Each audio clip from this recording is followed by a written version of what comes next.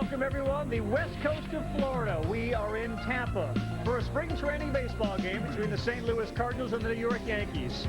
Legends Field is the home of so many legends, and of course, no organization has had more great names play for it than the New York Yankees. And today, the biggest of the units, Randy Johnson, gets the ball for New York.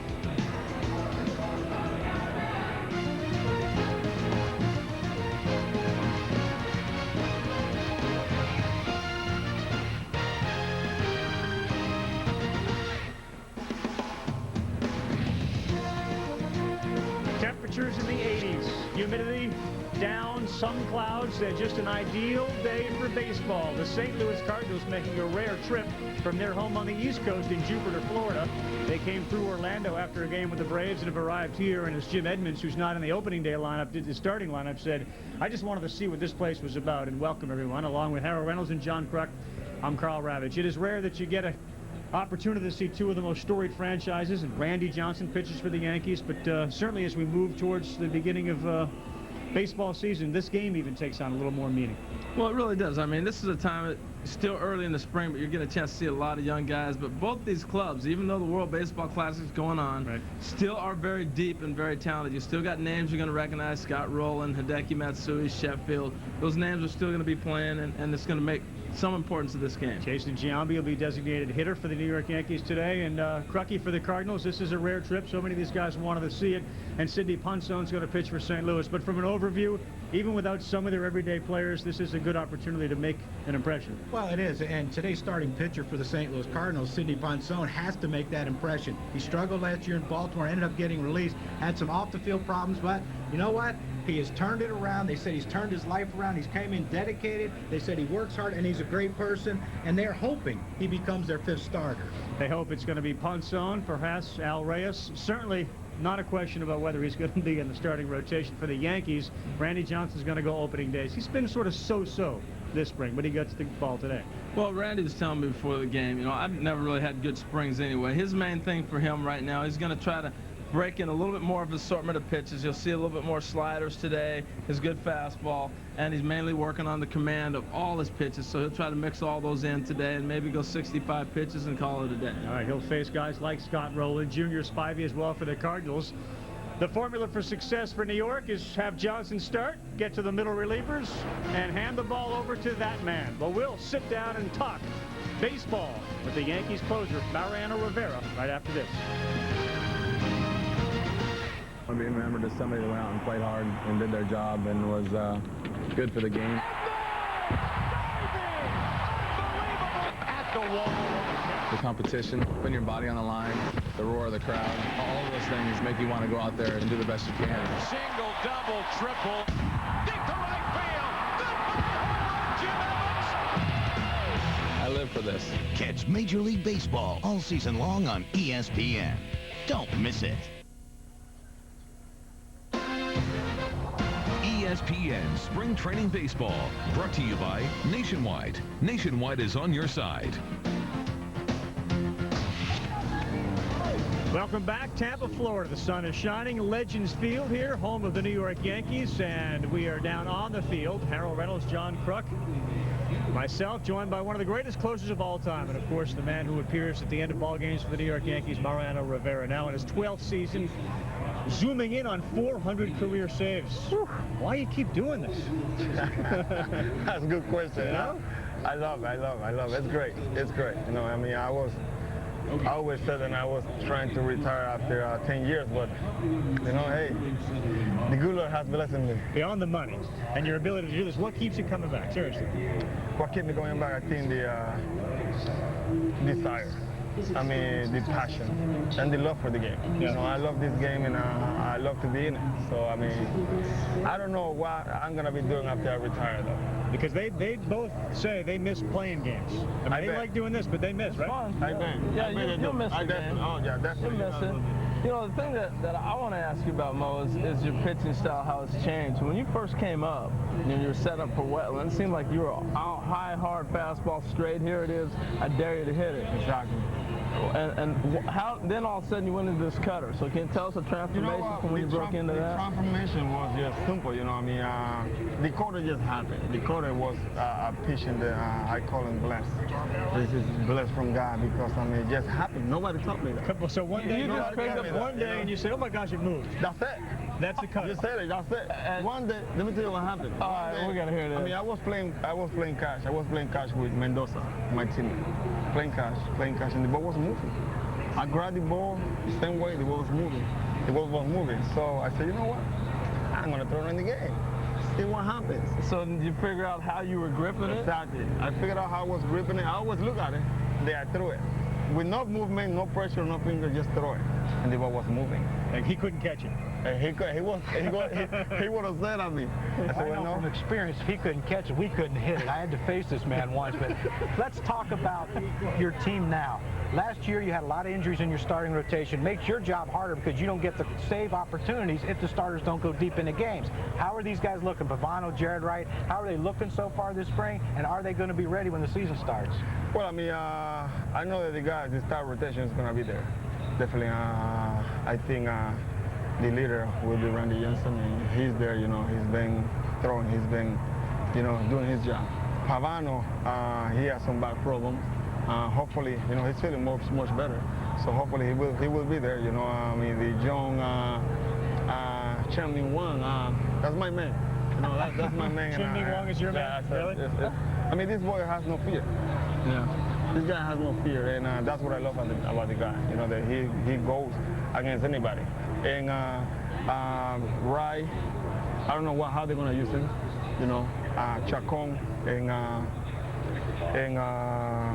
who will be the other one? Aaron Small. Aaron Small. I mean, we have. I think the group of guys that we have for the rotation. I think, yeah, and Musina. I think that we're gonna be okay.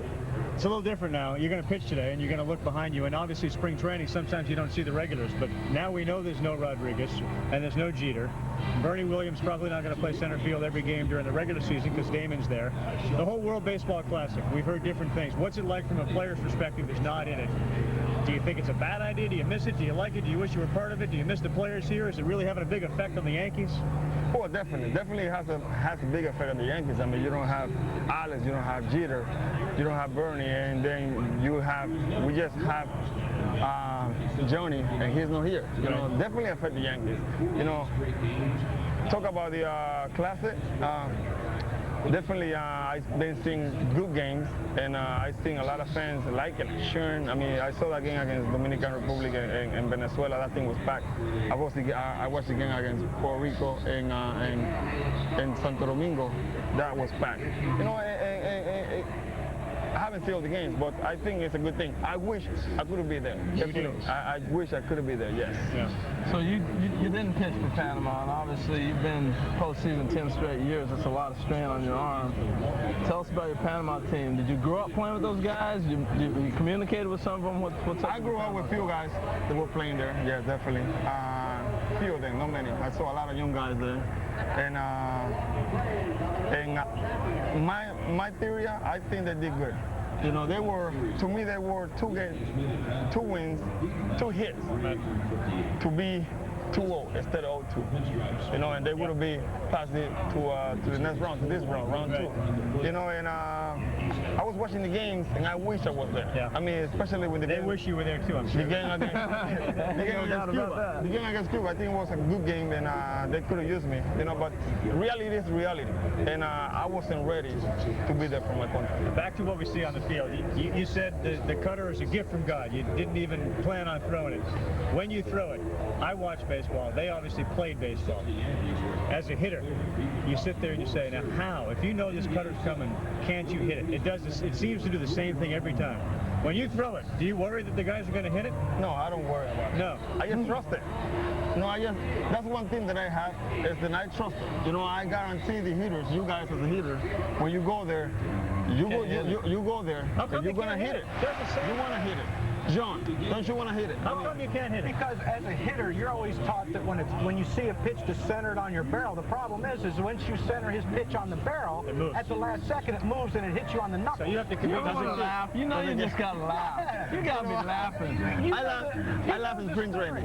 I laugh in spring training. You know, I want to have a good time with the guys, you know, even with the opposite team, you know. I have a good time with them. Many guys that I know for the opposite teams, you know, and we have to have a good time. That's what spring training is all about, you know. But when the game starts, when the season starts, it's business. Now, do you still throw the straight fastball too? I do. Definitely I do. I know. And that's the thing that I control, you know. If I don't want the ball to move, I want it to be around the corner. I just make sure to stay in the corner.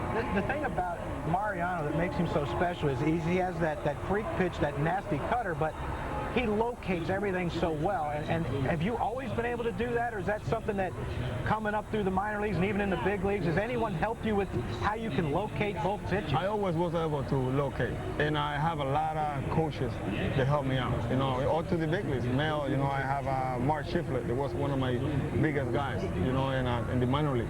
But he was excellent. He was excellent in, you know, Mel. I mean, Mel is my man. I mean, and you know, and when you're able to locate the pitches, I think you have a lot of success. Best of luck this year. First man, when you go from Mel Stoudemire to Chun-Meng Wong, and they're both his men. His men. Equal opportunity man guy. Thanks for being with us. Good luck this year. Thank you, guys. Mariano Rivera, who will be pitching in the game today against the St. Louis Cardinals. We'll join your first pitch moments away as we bring you spring training baseball here on ESPN. Welcome back. Two teams that won their respective divisions last year is once again another sellout at Legends Field in Tampa, Florida. The New York Yankees against the 100-win St. Louis Cardinals. These two teams will meet twice during the spring. Today, as the Cardinals come here, and then on St. Patrick's Day, as the Yankees make the trip across the coast to Jupiter, Florida, home of the St. Louis Cardinals.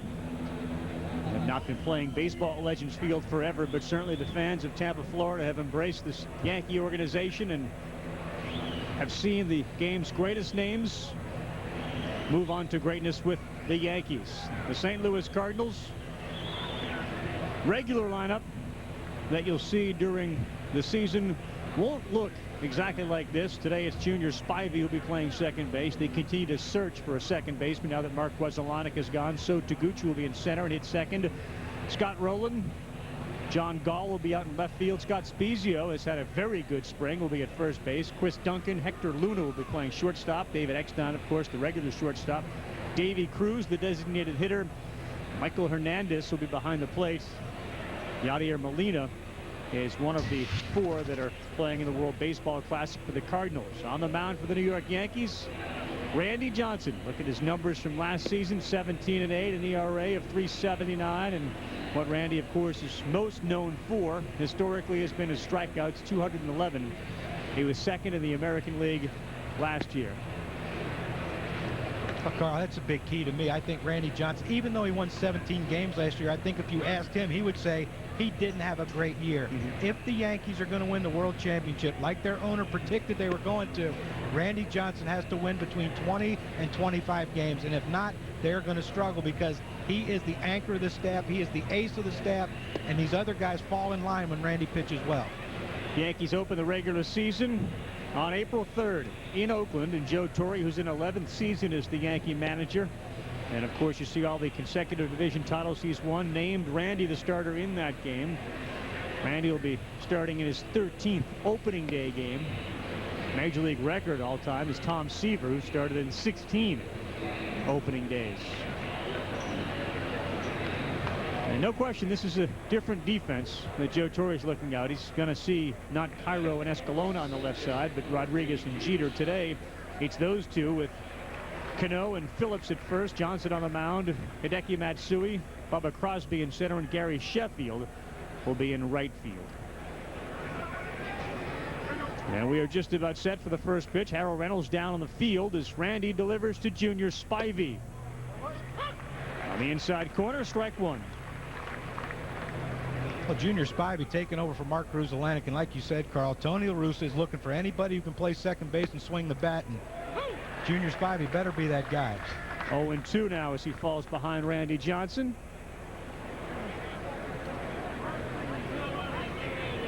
Cardinals come in 6-6 during the spring. The Yankees 6-7, but neither of these two teams concerned really about the records, especially with the rosters being rated by the World Baseball Classic teams.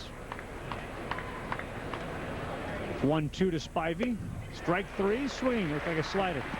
Well, that's the out pitch Randy Johnson goes to. And earlier in his career, he could just blow people away. He realizes now that he has to pitch, and that slider has become his devastating strikeout pitch. Down and into the righties, almost unhittable.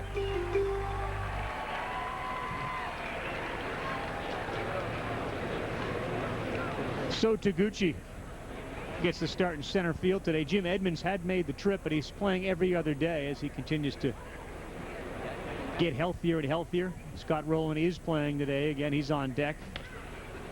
Foul down the third baseline.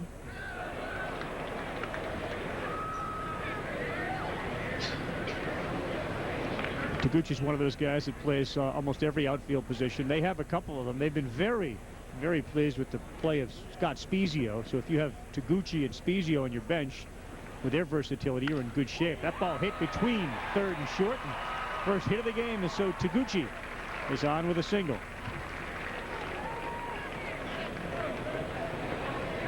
Send it down to Harold Reynolds, who's field side. Harold. Tell you what, Carl, it's awful hot. You see, I got my hat on down here trying to get by the shade. Hey, the one thing Randy Johnson wanted to work on, we were talking about earlier, you saw the slider to strikeout, was that he wanted to try to be consistent, and now he's going to get the pitch out of the stretch a little bit. But he wants to get the work in. It's hot down here, man. And probably even hotter where Randy stands as he's on the mound. Good off-speed pitch to Scott Rowland. Anytime you're standing on the mound with runners on base and Scott Rowland happens to be in the box, it's warm. Usually Albert Pujols hit behind him. Yeah, it gets a little temperature up there. Taguchi's off, fouled off by Rowland. Well, he got a great jump. It's one of those situations. 0-1, he got a slider, he got his perfect pitch, but with the hitter, you know, you get a pitch you think you're going to hit. That's why he's swinging, but he got a tremendous jump. Well, and two, Harold, you know, you don't want to go 0-2, give up a strike to Randy Johnson and go 0-2 because he can put you away with two different pitches. 0-2 to Rowland. That ball out to right field. Chris Duncan is there and brings it in. Tell you, it was interesting right there. You see Scotty choke up right there with two strikes. Yeah, I should have said Sheffield. Yeah, Sheff's out and right. It's Chris Duncan for the Cardinals who's in right. Well, here's what the only thing the Cardinals are hoping for this spring training is that Scott Rowland makes it out of it healthy and ready for opening day. They're not worried about his swing. They're not worried about his defense. He actually tripped in the batting cage when I was talking to their trainer, Barry Weinberg, and Barry about had a fit and tried to run in the cage to see what was wrong, and all he did was trip. But that's how valuable a man he is to this team. All he did last year was run into a guy running down the first base side, and he was done. Randy throws over. Well, particularly against left-handed pitching. You know, you look at, they lost Reggie Sanders. You end up taking that bat out of there, so that puts even more importance on Rowland's production from the right side. And Larry Walker was a pretty good hitter against lefties anyway, even though he was left-handed. This is John Gall in, who's playing left field. Taguchi's off and running. The throw down. Woo, safe. Stolen base. And a good throw as well by Kelly Stinnett. Wow. I don't know what it looked like to you guys up there, but man, he came out to shoot and threw a strike. I thought no way it was even going to be close. Taguchi got such a great jump. Well, he did. Taguchi did get a great jump, Harold, and Stinnett did. He made an outstanding throw, but look at the slide by right there by Taguchi. Just the pop-up slide. He snuck his right foot in, and Gall saws one off. It'll go foul. The little things that the Cardinals do to manufacture runs, just that slide gets him in scoring position. Well, he's a valuable guy for their team, too, because they use him in such effective ways late in the game, defensively, pinch hits, pinch runs. He does so many things for this ball club. Gall came up last year in July. Most of you remember he played most of his time in Memphis and now in a hole here. 0-2, ball outside. Well, I got a chance to see John Gall when he was at Stanford in the College World Series. about 3 years in a row he went there, so I got a chance to see him play quite a bit. And he's progressed pretty rapidly, actually, through the Cardinals system to get to the big leagues as quick as he has. Straight up in the air. Phillips gives way to Cano, who reels it in. So Randy Johnson, despite seeing Taguchi get into scoring position, no runs across. Bottom of the first, Cardinals nothing. Yankees coming to bat. Bubba Crosby leads off. And this will generally be a position occupied by Johnny Damon, both center field and leadoff. Robinson Cano hits second, Giambi third, Sheffield, Matsui, Phillips, Stinnett, Escalona. And Miguel Cairo will play third base. Very pleased to have Cairo healthy. Seems to have learned a lot about bench depth, something the Yankees during their run here of a ball called a strike. Home plate umpire Marty Foster. One of the things I think the Yankees, and Brian Cashman will tell you, bench strength is something that the Yankees have perhaps neglected over the years. That ball hit back up the middle. Fielded by Hector Luna, throws over to first for the out.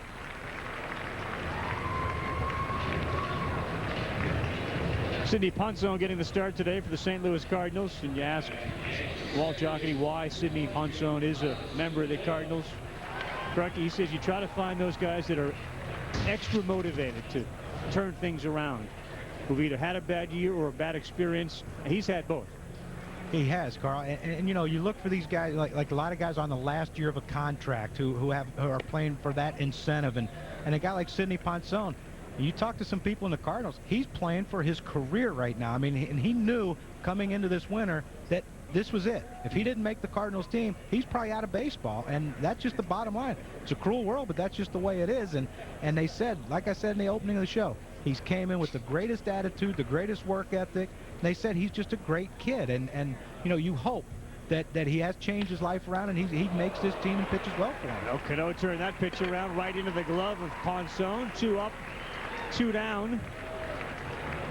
And a good start in the game for Sid, who'll be followed by Anthony Reyes. Reyes is one of the other guys who are competing for the 5th spot. And the defense behind him, and of course Rollins a Gold Glover. The big question mark is second base. They have Aaron Miles, who's hurt. Junior Spivey is there. But I think that if you ask Walt, and we'll ask the GM of the team which hole they need to fill most, Giambi. First pitch swinging and skies one to left. John Gall ranges back to the track, and he makes it. Inning over. We'll talk about that second base position for the Cardinals as we continue Legends Field. 0-0, top of the second inning, as we here on ESPN bring you spring training baseball. The Baseball Tonight team: Carl Ravitch, Harold Reynolds, John Kruk.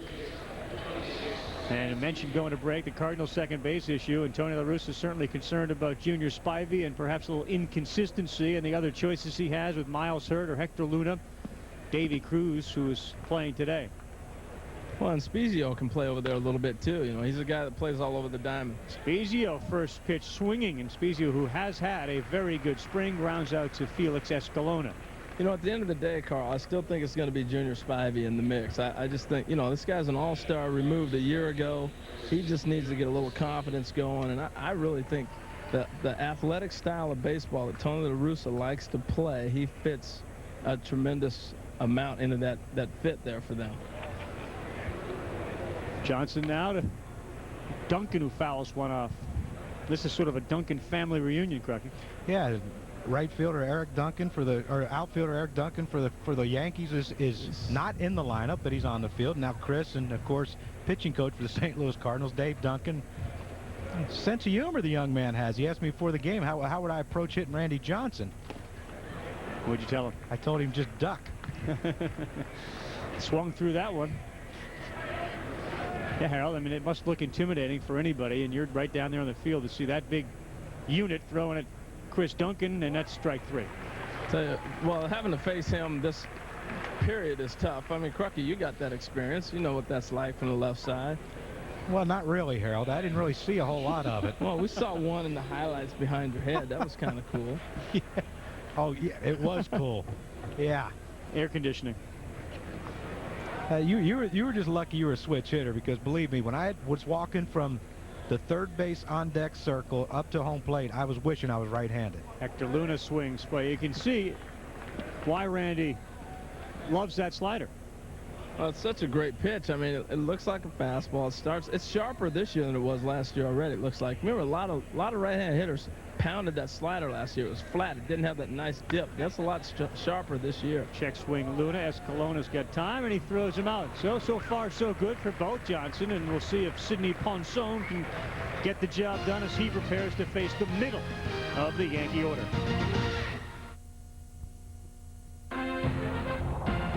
ESPN Spring Training Baseball, brought to you by United. It's time to fly. Gary Sheffield, Tampa native, steps into the box against Sidney Ponson and looks at an off-speed pitch in the outside corner. Marty Foster calls it a strike. Currently 3 umpires on the field. Foster, Mark Carlson, and Andy Fletcher. Wally Bell is on his way, but apparently stuck in some type of traffic. That ball pops straight up. It's rolling. Boy, both these starting pitchers have been very, very effective.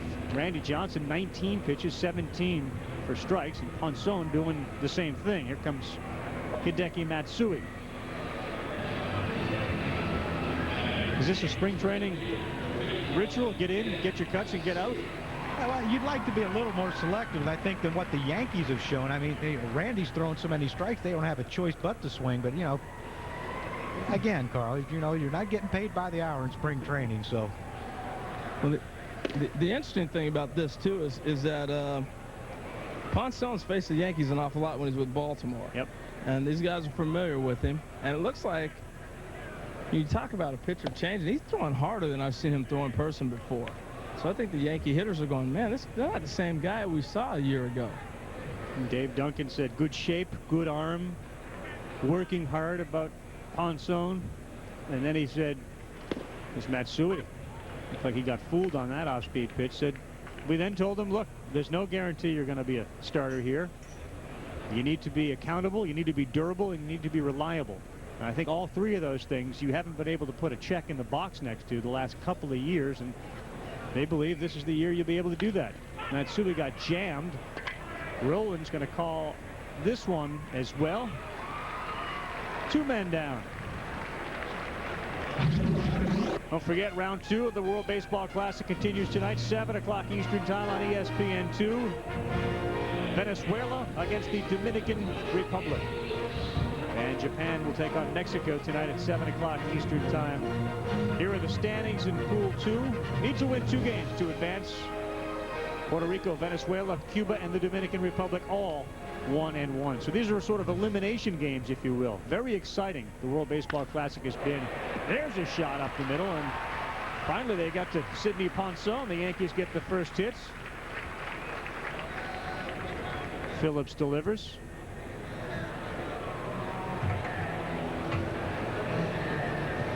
Well, you can see the continued aggressive swing, and again, he got a fastball right there, just jumped on it. There's nothing wrong with swinging a first pitch fastball down the middle. There's nothing wrong with swinging at it, but with 2 outs and no one on base, you better get on base, and that's what Andy Phillips did. Kelly Stidette steps in. Inside pitch. But even the players who are here, and you heard Rivera talk about how he wished he could have been in that World Baseball Classic. He just didn't feel he was ready. Most of the players, from the ones that I spoke to, and there were a lot of them out on the field, think the event is very exciting. I thought Chipper Jones' comment was stunning as there's a throw over to first, where he says this is the most exciting baseball experience that he's ever had. This is a World Series guy, playoff guy. Well, Chipper's hit a couple bombs, so that makes it all as exciting. But how about that, Harold? The most exciting experience in his baseball career? And they're not even in the finals yet. Here's a strike. Well, I tell you what, anytime you go on an all-star tour, and that's basically what it is, you know, he may not just be speaking about on the field, but being able to be around those guys, working out every day, talking to different guys, it is a great experience. The energy in the ballpark last week when we did that game was outstanding. That ball's ripped foul. And you see that Puerto Rico, you see that in Anaheim, and certainly with the 8 teams that I think are still in it, and they are the 8 that I think that the organizers and the fans would like to see still in it. You bring 4 of those to San Diego, and that atmosphere will be unlike what baseball fans in San Diego, even during the World Series year, and that was an electric ballpark. It'll be unlike anything they've ever seen. Ponson working hard, going to throw about 60 pitches today. 1 and 2 to Stinnett. On the ground is short. Luna's going to flip to second. Despite the end, the inning is over. So Sidney Ponson has done well. I mentioned the fact that it's Anthony Reyes who's going to throw 60 pitches. And one of those two likely to be the would-be 5th starter. I don't think they believe that Reyes can pitch out of the bullpen. They like the idea perhaps of having Ponson give you 2 or 3 innings in middle relief. Down to Harold. All right, down here with Jimmy Evans. And Jimmy, you know, you've lost Larry Walker, Reggie Sanders. Offense, we're looking at you this year, man. A lot of pressure on you. No, do you feel that way, or how are you feeling with the spring so far? Well, you know, I don't feel the pressure. I feel the pressure every year of having to produce and having to go out there and put up the numbers, you know, consistently. But we got a lot of different guys this year, but a lot of good talent, and you know, you can't feel any pressure with Roland and Pujols on the team, so it's going to be fun. You're kind of on that country club vacation. You know, you don't play, you're just hanging out. Crocky told me to bust on you. I got 5 at-bats this spring, man. I'm doing really good right now. 4 for 5. I got lucky 4 times already. That's better than I did last year. So. What is the plan for you as spring progresses to get ready for the opening day? How do you get yourself ready? Basically, just go out there and play. I mean, I had a little setback early in spring with a sprained foot, and only thing that stopped me from doing was running every day, and I was just going out there and taking batting practice and lifting weights, and you know, just trying to keep my legs in shape was going to be the hardest thing. But now that I can run and get out there and play, you know, I've been running with the pitchers, running extra, and just getting ready to play, ready for opening day, not for spring training. World Baseball Classic going on. You've been watching the ball games, obviously. Give me your thoughts on that, and also talk about Albert not being here. You know, a lot of teams have lost a lot of their star players, and I think it's a great thing. I wish it was a little deeper into spring training, or maybe in a different part of the year, but I think it's an exciting thing right now. A lot of action going on. You can see it's a lot of fun watching on TV, and yeah, we're missing some good players, and we wish they were here, but hopefully they're having fun, and they'll be ready when they get back. It'll be the good thing. All right, man. Thank you for taking the time. All right, good. All right, Carl, back to you guys. Jimmy, have a good spring, bro. Thank you. Okay. Ravi, back up to you, partner. Harold, thank you very much. 260 average last year for Edmonds, 29 home runs, 89 RBIs off of that year, which he was so special in 2004, the 42 and 111. Randy Johnson been very effective. That's a called first strike on the appeal down to Mark Carlson, who's behind first. How about 20 and 18? 20 pitches, 18 strikes. Well, Carl, you look at Ron Guidry in the dugout, I'm sure he's the happiest guy in the world, because that's the key to Randy Johnson. You know, we know he can overpower you with the fastball. You know he can strike you out with the slider. If he throws strikes consistent enough, then he can work off the plate. You see that nasty one right there to Debbie Cruz that, you know, could have hit him in the back knee if he. That's just Randy Johnson. I mean, if he can do this, take this into the regular season, he's going to win 20 games by accident. Well, he looks sharp. Cruz lifts one down the line and left. Matsui giving chase. Tough play over there, but he's there. Makes the catch. It's a big play. Carl, you know, you're talking about Randy looks sharp. He really does. And, you know, he didn't have this kind of command coming out of spring training last year. He had the injuries. He wasn't consistent. And this is the best spring that I've seen him have in a couple of years. He's got that sharp slider, and when he's got that working, he's almost unhittable. Number 9 hitters Miguel Hernandez. I guess if you look at positions that you are affected most by, probably catcher with the World Baseball Classic, and obviously Yadier Molina is the outstanding catcher for the Cardinals. Yeah, the one thing you worry about with young players like Molina, and Jose Reyes hasn't played a whole lot, is, you know, they've got to continue to develop, and particularly catchers getting to know your pitching staff. I'm sure Ponson would love to have him around here, and the Cardinals would love to have him, but that's one of the things you deal with. But, you know, you can look at the negative things, you can look at the positives, and it's going to work out. Jammed. Matsui got back, got spun around, and still wheels it in. Randy sort of looked back at Kelly Stinnett like, did that ball get hit that hard? And Randy's got some history with Kelly. You know, Kelly caught him in Arizona, and you know, we've been watching this progress in spring training. Posada had been catching Randy, and Flaherty is not here anymore, and now Kelly Stinnett looks like he might get that opportunity to have that personal catcher. You need to find a day for Posada to get a rest, and it's not a bad time to have that. Randy let that one sail away as Junior Spivey steps in. This guy, Harold, when he was in Arizona, you mentioned a couple years removed from being an all-star, was outstanding on that team. Well, he really was. I mean, he just needs to get some confidence going. That's the main thing with Junior. He's a tremendous athlete. Crucky, could you believe how big he was? Yeah, we saw him today early when we first walked into the ballpark, and he is huge. Right at third, hit it hard, but Cairo was there. A couple of hard-hit balls against Randy Johnson as he gets through 3 innings with only 1 hit allowed. Ponson comes back out again for the Cardinals as we continue. Welcome back, bottom of the third, underway. Sidney Ponson, Felix Escalona. Ponson now falls behind 2-0.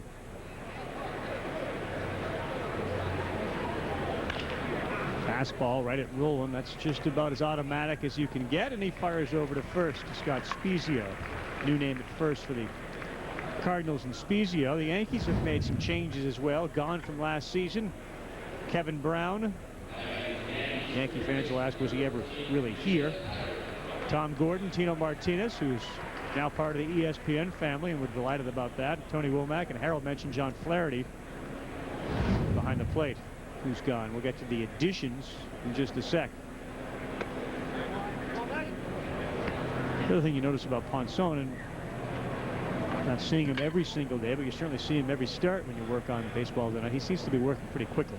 Yeah, it's you have to. I mean, you don't. You know, when he was in Baltimore, he got behind in counts a lot, and you know, when you do that, you know, it's well known, it's well documented that your defense gets back on his heels, and you're not fresh and alert and ready to go when he's ready to throw, finally ready to throw a strike. And you know, I like what I've seen from him today. So he had a 2-0 pitch to Hideki Matsui, and he threw him a 2-0 changeup. Well, one of the things Dave Duncan wanted to do was simplify his game plan, not sit there with a whole bunch of assorted pitches. And it looks like he's real simple: fastball, slider, and he'll show the curveball occasionally. But that, when you get in that type of rhythm and you're not shaking guys off, it's a lot easier to throw strikes, and that's what you're seeing from Ponson today.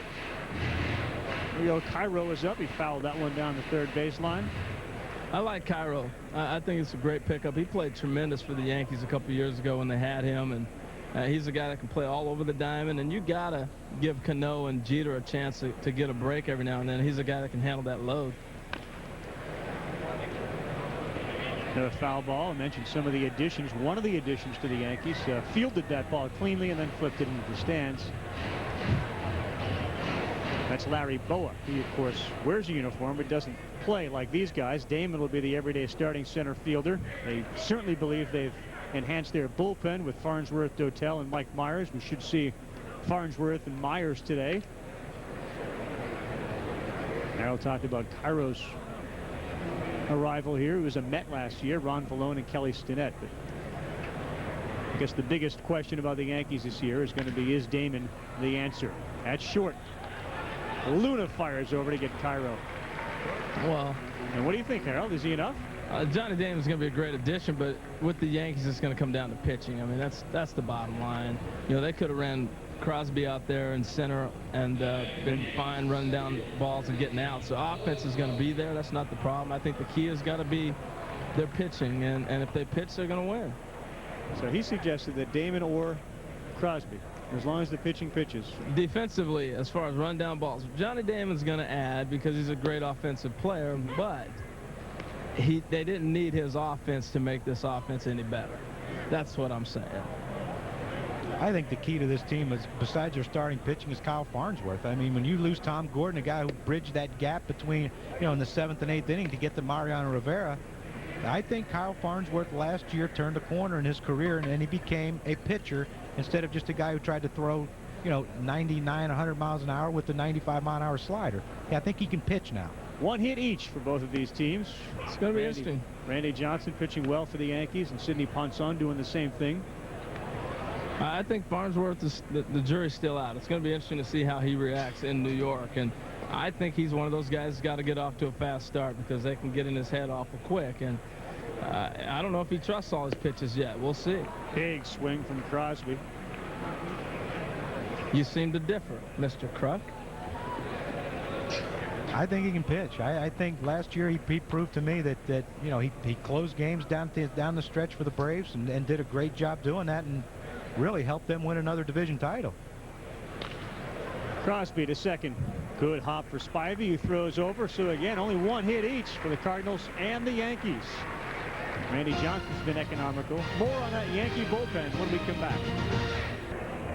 0-0. Legends Field, Tampa, Florida. Carl Ravitch, John Kruk, Harold Reynolds. Reminder Wednesday. Tomorrow this crew and the Yankees will travel to Kissimmee to take on the Houston Astros. What makes tomorrow's game equally as exciting as this one is that Andy Pettitte will throw for the Houston Astros, of course, against the New York Yankees. Haven't seen Pettitte this spring, so that'll be exciting. Off speed again from Randy Johnson, down in the dirt. Ball one. Mike Mussina gets the start for the New York Yankees. See Jeff Bagwell up there. Hopefully get a chance to talk with him, Lance Berkman, the rest of the Houston Astros. That ball fouled back. Carl, it was interesting talking with Tony La Russa before the game. He really emphasized the point that in about 2 or 3 weeks, then it's time to really turn it up a notch and start to see where guys are really at. And, you know, you're still kind of in that conditioning mode of spring training. So for Messina tomorrow, that's really another one of those starts. You know, they're going to be careful with him with the coming back from the arm injury. Jarrett Wright got hit around pretty good yesterday. Randy's had some outings in which he got hit pretty good. You mentioned the starting pitch, and that seems to be the biggest question. Although if Randy does this, and obviously we're in spring, he's not facing Albert Pujols and David Eckstein in the regular run, but I don't know that they could hit some of the things. We're right behind home plate here. That ball is fighting and moving. Well, fortunately, Carl, I am behind home plate. That is a nasty slider, and as Scott Rowland comes to the plate here, I'm sitting with Gene Michael back here behind the plate in the scouting area, and I love to sit with the scouts because you get a chance to see what they're all looking at and what they're thinking. And Gene, the first question for you, Carl said, how did you survive? Everybody else has changed around here. How are you still hanging on and surviving? You got to be tricky.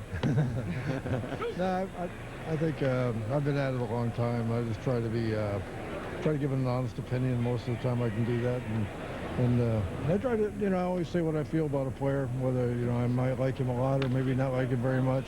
I try to give my honest opinion about the player. Rowland lifts one to Sheffield and right. You know, as you sit here during games during spring training, and we've been talking a lot about the additions of the Yankees and the subtractions. What are some of the things that you try to do? What do you watch during a spring training game when you're watching players? I try to do what we call player evaluation in my own mind. I try to make notes and take notes, and then I'll, you know, size it up later how much I like a player or don't. So if the player's name comes up in a trade, I'll be able to refer to my notes and look, and it won't be a guess sort of thing, because if you try to remember everything, at least for me, I can't remember it all. So I try to take some good notes and get some times down, running times, to have an opinion on the player. Well, the Yankees are taking a lot of shots because the payroll's so high, but, you know, in the beginning of this whole run, you were a big part of that. We're going to go to the third out here, obviously, in the inning. Maybe we'll get back to you in a minute, but thank you for taking the time. Carl, back up to you, buddy. All right, Harold, thanks very much. We'll get more from Stick Michael, and Harold continues roaming the stands here as our coverage of spring training baseball continues.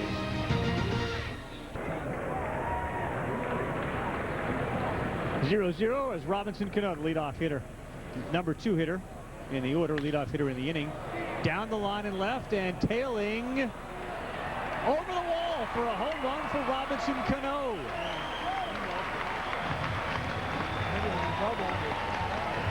He's going to get a high five from the man who's worked with him a lot during spring. That's Larry Bowa, more so on his defense than his offense. But Yankees actually believe they're going to get more out of Cano than they did last year.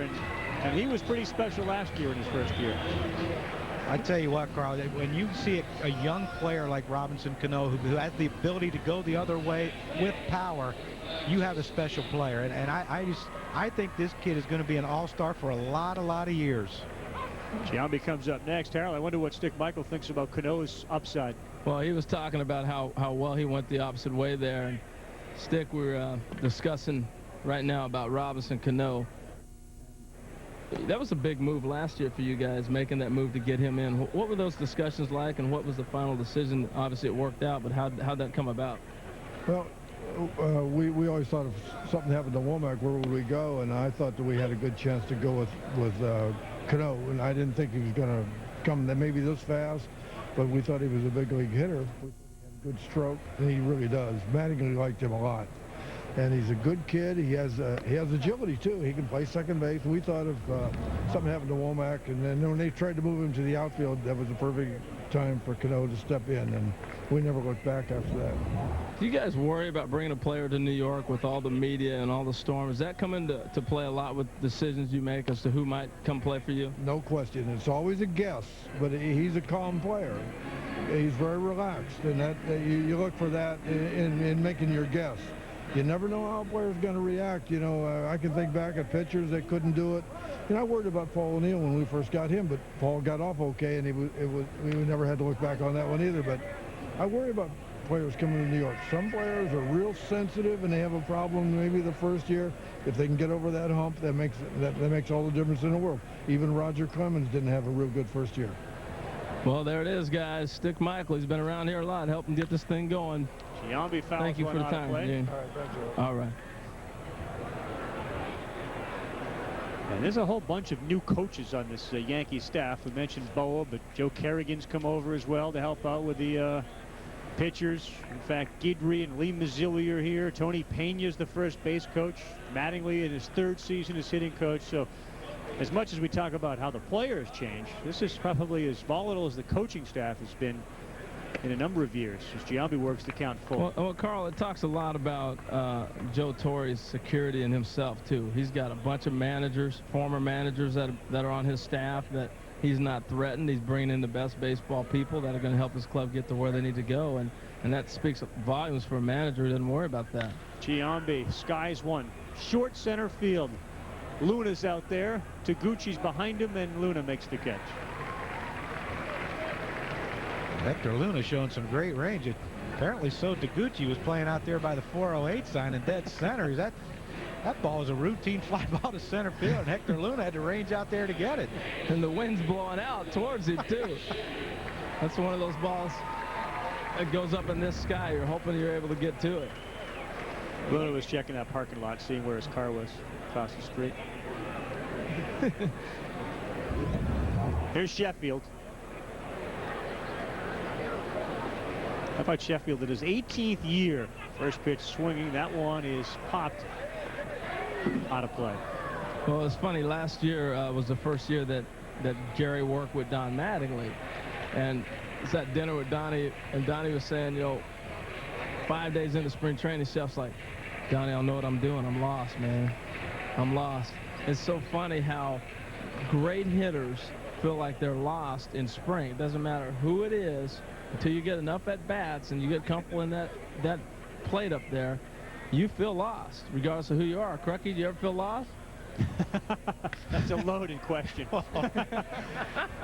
Spivey was playing behind second base, but he ranges to his left and makes the catch, so there are two men down. Let me clarify that. At the plate. At the plate. Yes, Harold. Hey, well, you know, I spent, and you know, you could talk to Larry Bow about this, who was my manager in San Diego and then a coach when I was playing with the Philadelphia Phillies. And, I mean, he will tell you that I was lost every spring training until basically opening day.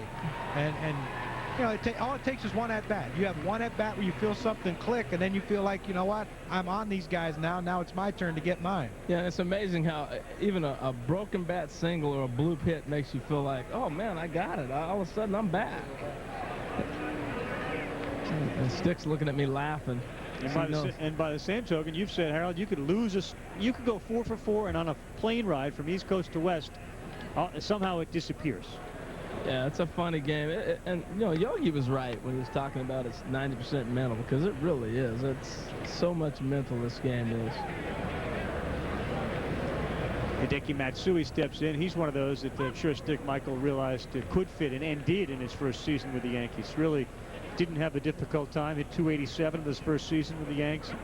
Well, Carl, the one thing that I think the World Baseball Classic has done, and Matsui and Ichiro have proven, you know, it was so mythical before. Oh, I don't know if this guy can play in America. And I think we're starting to see that there are an awful lot of guys I think can probably play in the Major League ballpark or at this level now as we're watching these different clubs from Korea and Japan and around the world. The Japanese game against the United States, of course, with that controversial call is Matsui. Boy, Spivey's got some charity hops over there at second, and he retires Matsui.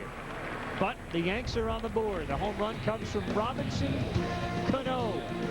Hit 14 of them last year in the regular season. It's the Yankees 1, the Cardinals nothing, as we continue from Fletcher's Field.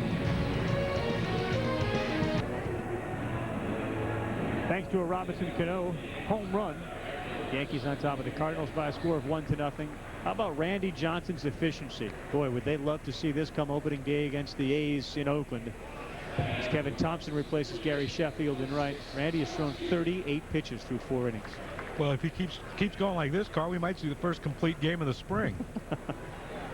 Tell you what, he's got that nasty slider working. Hey, guys, I got a special guest down here, Carl. All right. I'm sitting with Tony La Russa. We're going to talk a little baseball here this half inning. This is great. Tony, thanks for joining us. Well, the way innings are going, it's going to be a very short conversation. Well, we were just talking about that. Randy has got it working. What do you look at when you see a guy like this doing this?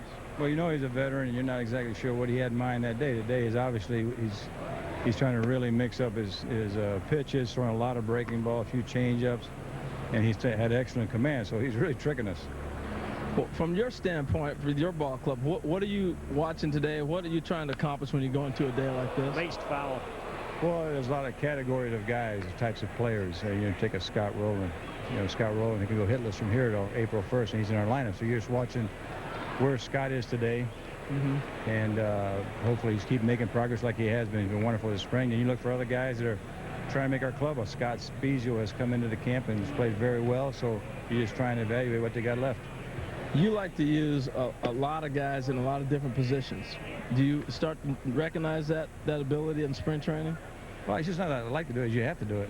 You know, you play in the National League, you got pitcher in the lineup, you got so many things that happen. Ooh, nasty pitch. Looks like you got a piece of the corner from where we're at. Maybe not where you are. That wasn't me groaning. I'd had to groan myself on that one.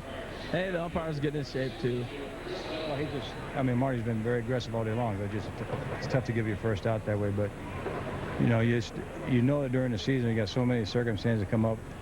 The perfect lineup is not there. You probably can't disable a guy because he's not available. So if you more versatility you have on your roster, more you deal, you don't feel like you're short any day you play. Now, if that's regular season, an umpire makes a call like that, do you try to let him know, hey, hold it now, we got to get that pitch too? How do you work that? Well, on a day like today, from the first pitch to right now, Marty's been aggressive, he's been consistent. So I don't say a word because I really believe if we make that same pitch in the bottom of the inning, he's going to call it a strike as well. So, no, I think what you look for. Chris Duncan sends one deep to right, and that one is over the wall and gone. I think what you look at. Wow. Wow. What a moment for the Duncan family. No doubt. And Tony's been with Dave forever, so he's watched this kid grow up. That's got to be pretty exciting for you, even as a manager. Well, it's absolutely. We've seen him since he was a baby, and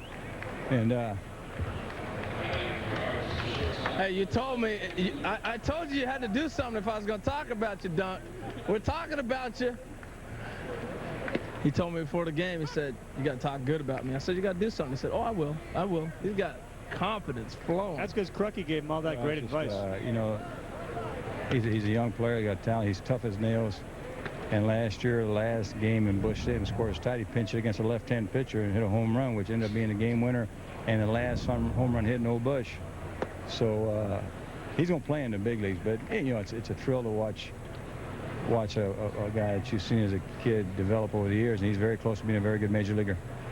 Well, Dave was telling me before the game, there's that nasty slider again, that, you know, Chris and Shelley both were hanging out in the clubhouse all the time when you were in Oakland, and you even let them play little exhibition games occasionally. Yeah, I remember Shelley especially because he's a couple years older. Right back up the middle, another hit for the Cardinals. They're figuring Randy out here a little bit. Got a good green light here, maybe he can steal a base. All right, guys. Well, we're getting a little action down here. I'll let Tony flash some signs here, and I'll talk a little strategy for a second, and then I'll get out of here. But all right, you're starting to get to Randy a little bit. No, we're not getting to him. But you know, you got the wind blowing out. It's really a hitter's day, so it's only 1-1. So he's pitching very well. Now, will you put something on this combination here? Well, I think, you know, Hector's got good base running, so he got the green light. If he feels like he can run, he'll run. So this is a really good matchup because Randy's going to mess with him. Stinnett's a very good thrower. But, you know, our style, like a lot of people, when in doubt, be aggressive. So Hector is he's got good instincts, and he's on his own. If he can get a jump, he goes. How do you come about giving a guy a green light or not? Well, you got to learn to play her. I mean, I think, there he goes. Don't swing. Into center field as Luna advances to third. Got a great jump. Yeah, he's a big man, but he really runs well. And what you do is, you know, we don't run for numbers. We run for percentage of success. So we don't want a guy stealing 20 and getting thrown out 20 times. And he's shown that he's got instincts. Guy like Renteria, Eckstein, Roland, all these guys, you give them a green light because they'll use good judgment.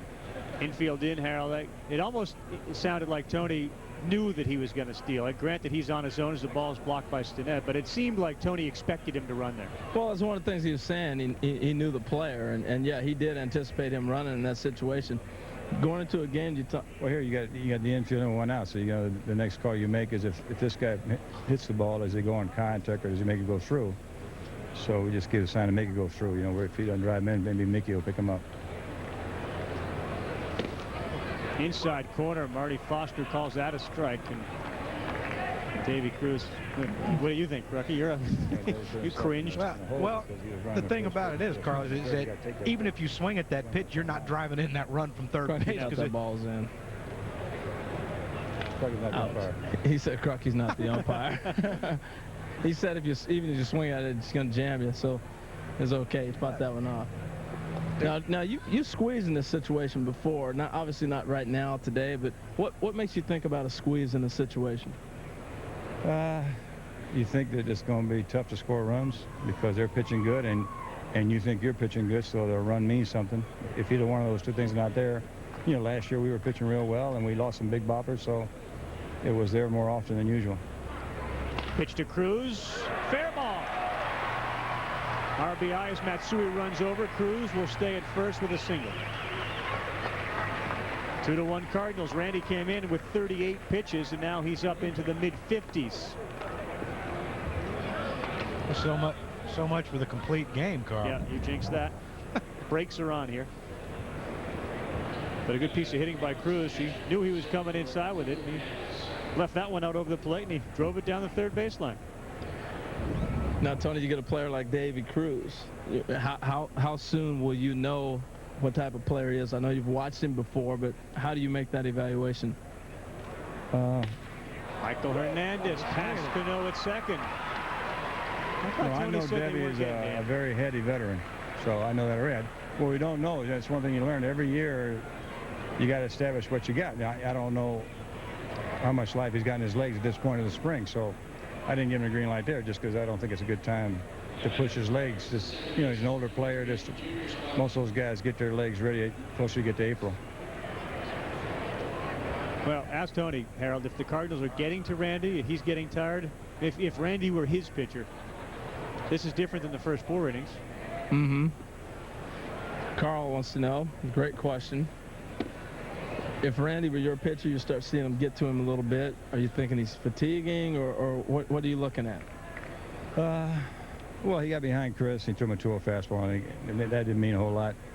I think the key thing is this is one of your horses, and this is a real conditioning day for him. I mean, he's got to take a step forward for April. So, you know, they've got a pitch count on. They're looking at checking his stamina, and he's got to get to a certain workload for the day so that he keeps moving forward. So they got something to worry about. I imagine it'll be his last inning. You don't worry about the stats as much as getting him to a pitch count and getting to work? No, he's got to get his work in. That's what I saw yesterday, right? Give up a bunch of runs. If your starting pitcher is shaky in spring training, you don't give up runs because you can't bang them right away. Otherwise, they go backwards. Infield fly rule as Junior Spivey flies out. That's certainly a position that Tony is concerned about, Harold, is second base. We talked about it earlier. Yeah, we've talked a lot about second base. Junior Spivey flew out there. He lined out earlier. And Davey Cruz, you got a good little battle going. What are you looking at for a second baseman on your club? Well, complete player. You know, got to play defense. You know, better defense you play, the better offense you have. As an offense, you get base hit and you run the bases. Because, you know, this is you win games scoring runs and you win games stopping the other side. So, you know, Hector Luna, all three are playing today. Debbie, Hector, and Junior, they're all trying to win a lot of playing time there. It's the best player when you put everything together. All right. Well, I don't want to take up any more of Tony's time. Tony, we really appreciate you taking this inning and walking us through an inning in the mind of a manager. Thank you so much. Let's hope we get a 2-hour RBI here. Thanks. All right. Well, they're trying to get one from So Taguchi. See, maybe Joe Torre let me sit with him now that they're getting some runs over here. I'm luck. There's no question. I'm good luck. Crucky and I have said that for years about sitting next to you, Harold. Yeah, how come we don't feel that blessed? Oh, I don't know. That was very interesting, though, listening to the way that Tony looks at his players and green lights certain runners, and right away, as soon as he saw Luna go on, he was gone. I mean, he knew that. He knew he was running there. Well, he did, and that's the knowledge that he has, even of a young player like Hector Luna. He knows what they are capable of doing. And you know, we even seen last year, you know, Albert Pujols even stole bases last year. I mean, he lets, if a guy, he thinks a guy can work against the pitcher to steal a base, and it's not the catcher, it's the pitcher, then he's going to let him go, and it's smart baseball. Well, I think also the interesting thing is, as Ron Guidry's going to go out and chat with Randy Johnson here, the interesting thing is he knew the other pitcher also, and that's also part of managing, and he put it into perspective for everybody who's watching the game. Randy Johnson's got to get the workload in. They're not as concerned about runs given up or winning the ball game.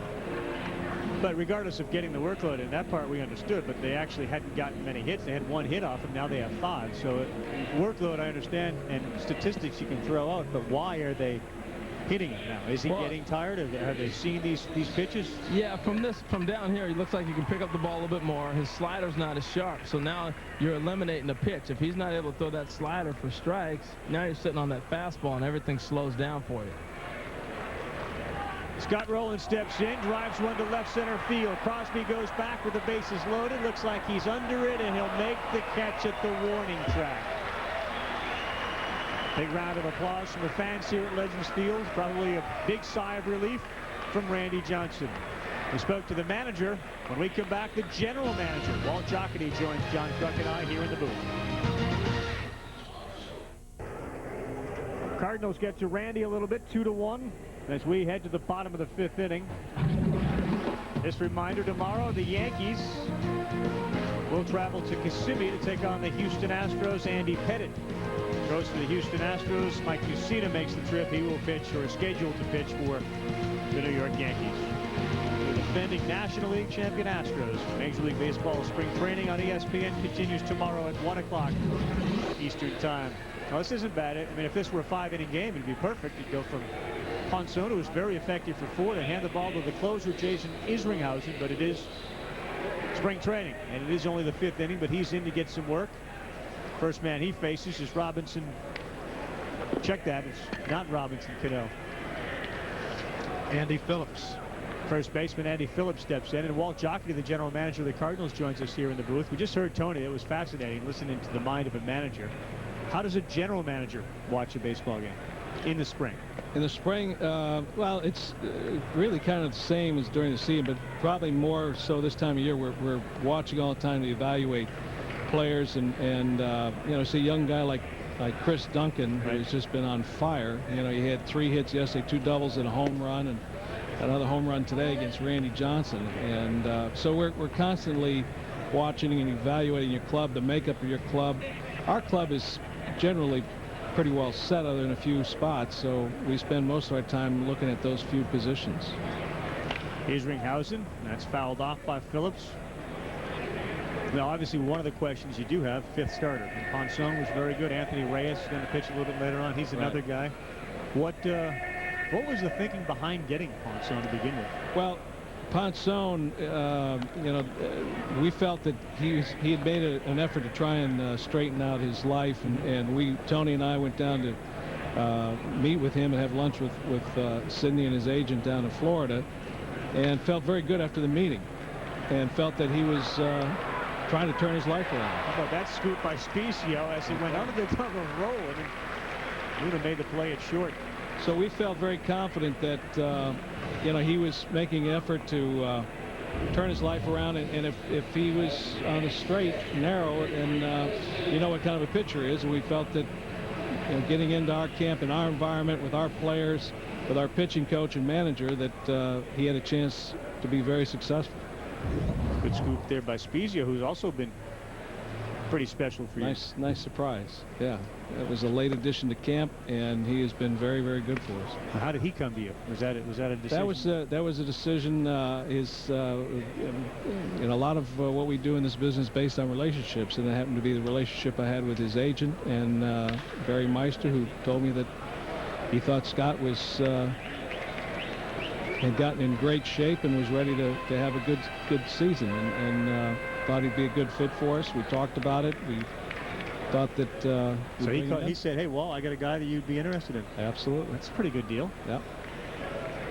Kelly Stinnett steps in against Izzy. Take a look at Spezio over there. Good curveball there from Izzy. And he was a guy that we had always liked when he was with the Angels, and yeah, was a solid player there for a long time, and he was released by the Mariners, and so it gives us an opportunity to take a look at him in spring training and see what he can do. And he's been able to play first and third, a switch hitter, can do a lot of. If he can make the club, he's the type of guy that really fits well for Tony.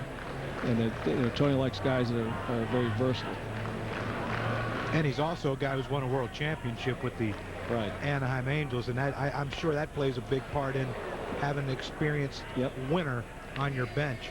It does, because you try to, when you fill out your club and look at the role players, the bench players, you want guys who have experience and guys who have been on championship clubs, because it just means a lot more to your club, I think, in the long run. And color coordinated that thing he's got there growing up his chin. As soon as we signed him, he did that.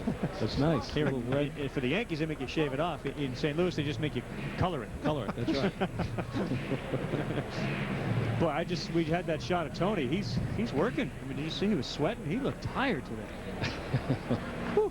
It's a hot sun down there. Either that or dealing with Reynolds. Well, that could be it. Walt, tell us about you ended up getting Sidney Ponson and Anthony Reyes are battling for this 5th spot in rotation. It's well documented you actually pursued trying to get A.J. Burnett in the free agent market this year. He actually even said he wanted to play for the Cardinals because that's always been his favorite team, and you end up losing him to Toronto. Was that devastating to you as a general manager? No, it was disappointing, not devastating. I think we felt that, and Sidney was a backup plan that we had, and obviously a lot cheaper, but quite honestly, and it allowed us to do a lot of other things, because we had to make a decision where if we spent all that money on Burnett, then we probably wouldn't be able to get a hitter like Encarnacion, and we probably wouldn't be able to do a couple other things for our club. So we had to make a decision. We felt that if we could get one more solid starter like that to add to our rotation, it would certainly make us a lot stronger. But we think Sidney has the capability of being a solid starter in one of our 5, and we can do a lot more. You look at the other names there. You added Bigby, Braden Looper. I mean, it seems like to me what we've learned over the last 5-6 years, bench strength and bullpen. Is what makes. You're sort of given your superstars and your starters, but that seems to be the X factor, and there's a hit. Well, see, the other thing too, Carl, is when you're putting together a club and you have a budget to work with, and it doesn't matter whether it's 30 million, 40 million, or 90 million, you have a budget to work with, and you try to spend it the best you can. This year, by not signing Burnett, we were able to add Looper and Encarnacion and a couple other Rincon. And we may not have been able to do all that if we'd put all the money into one player. The same thing was true last year when we were trying to re-sign Edgar Renteria. And the money that we were going to spend on Renteria went to Mulder and went to Grzelcyk and to Eckstein. And it made us a better club. So sometimes you got to learn to spread that money around a little bit. Obviously, Reggie Sanders, Walker's out. Grzelcyk's not with the Cardinals anymore. When you look at these names, this list, Tavares with the Red Sox, Matt Morris out west, which do you think is going to be the most difficult guy to replace, just individually? That's a good question. It's a tough question to answer. I would say probably Matt Morris, because Matt had been with us for so long and was a big part of our club and our rotation. But they're all tough to replace. But you know, pitching is very important to us, and especially starting pitching. And you know, that's why we hope and think that Sidney Ponson or Anthony Reyes or Adam Wainwright can step in and fill those shoes. 0-2 here to Cairo, and the St. Louis Cardinals move into a brand new stadium this year. That has to be exciting. It is. It really is fascinating to see how it's changed the whole downtown area, and it's going to be a beautiful stadium. Pitchers Park. I think it's going to be very, very true, very similar to what we had. It's going to be a stadium that the dimensions are very similar to what we had at the old Busch, and we think it should play very similar. Escalona steals second. Here's a look at the new stadium, Walt. What most excites you? Is it just the fact that it's brand new?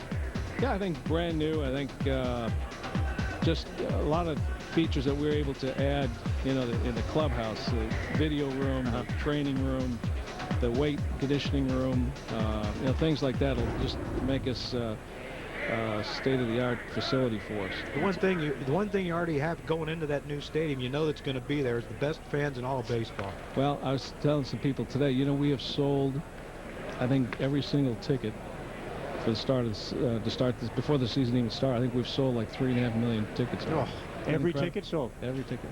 You got to have a couple stashed away. I mean, I've got a couple. You fly to St. Louis, can you get to a game?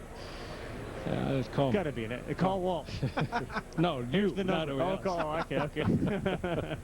Well, that is a treat, and obviously during the World Series, even in defeat, you could see the appreciation the Cardinals fans had for obviously their players, but even the Red Sox during that year. That was a little different environment than some of the others we've been in, and I think it was a tribute. And Crucky, even when we went there to cover it for Baseball Night, said that about the Cardinals fans. Best fans in baseball. They certainly are. They're very knowledgeable. They know the game. They love the game. They respect the opposition. They respect what if an opposition player does well. Cairo got jammed. Roland throws over. Walt, thank you so much. We look forward to seeing you. I will call you. Okay. We're coming to a Cardinal game. Good to see you. Thanks, Walt. All right, 2-1. Cardinals on top of the Yankees. Gall, Spezio, and Duncan, the home run hitter from up next. Good game. Cardinals on top of the Yankees 2-1. Thanks in large part to the home run that we hit by the man who's coming up this inning. But first, this reminder, round 2 of the WBC, the World Baseball Classic, presented by Taco Bell. Venezuela takes on the Dominican Republic at 7 o'clock Eastern Time. And on ESPN Deportes, all the games have been seen on ESPN Deportes from now until the conclusion. Japan will take on Mexico. Here is the Pool 1 standings. Korea just doesn't lose. They are 2-0. They took care of the United States. Mexico and Japan both one loss. And Japan again takes on Mexico tonight at 7 o'clock Eastern Time. The U.S. has been against the ropes before. We'll see if they can advance. Mariano Rivera, of course, Panamanian descent, said he would have loved to have been a part of it. He's now on in relief of Randy Johnson and pitching for the New York Yankees. John Gall steps in with some home run power, but this will be a neat experience. Maybe neat's not the right word for him. Might be neat for Mariano. I'm sure John Gall stepping up there thinking this. Well, we'll see. We have to watch and see, because sometimes these young kids don't watch a lot of TV.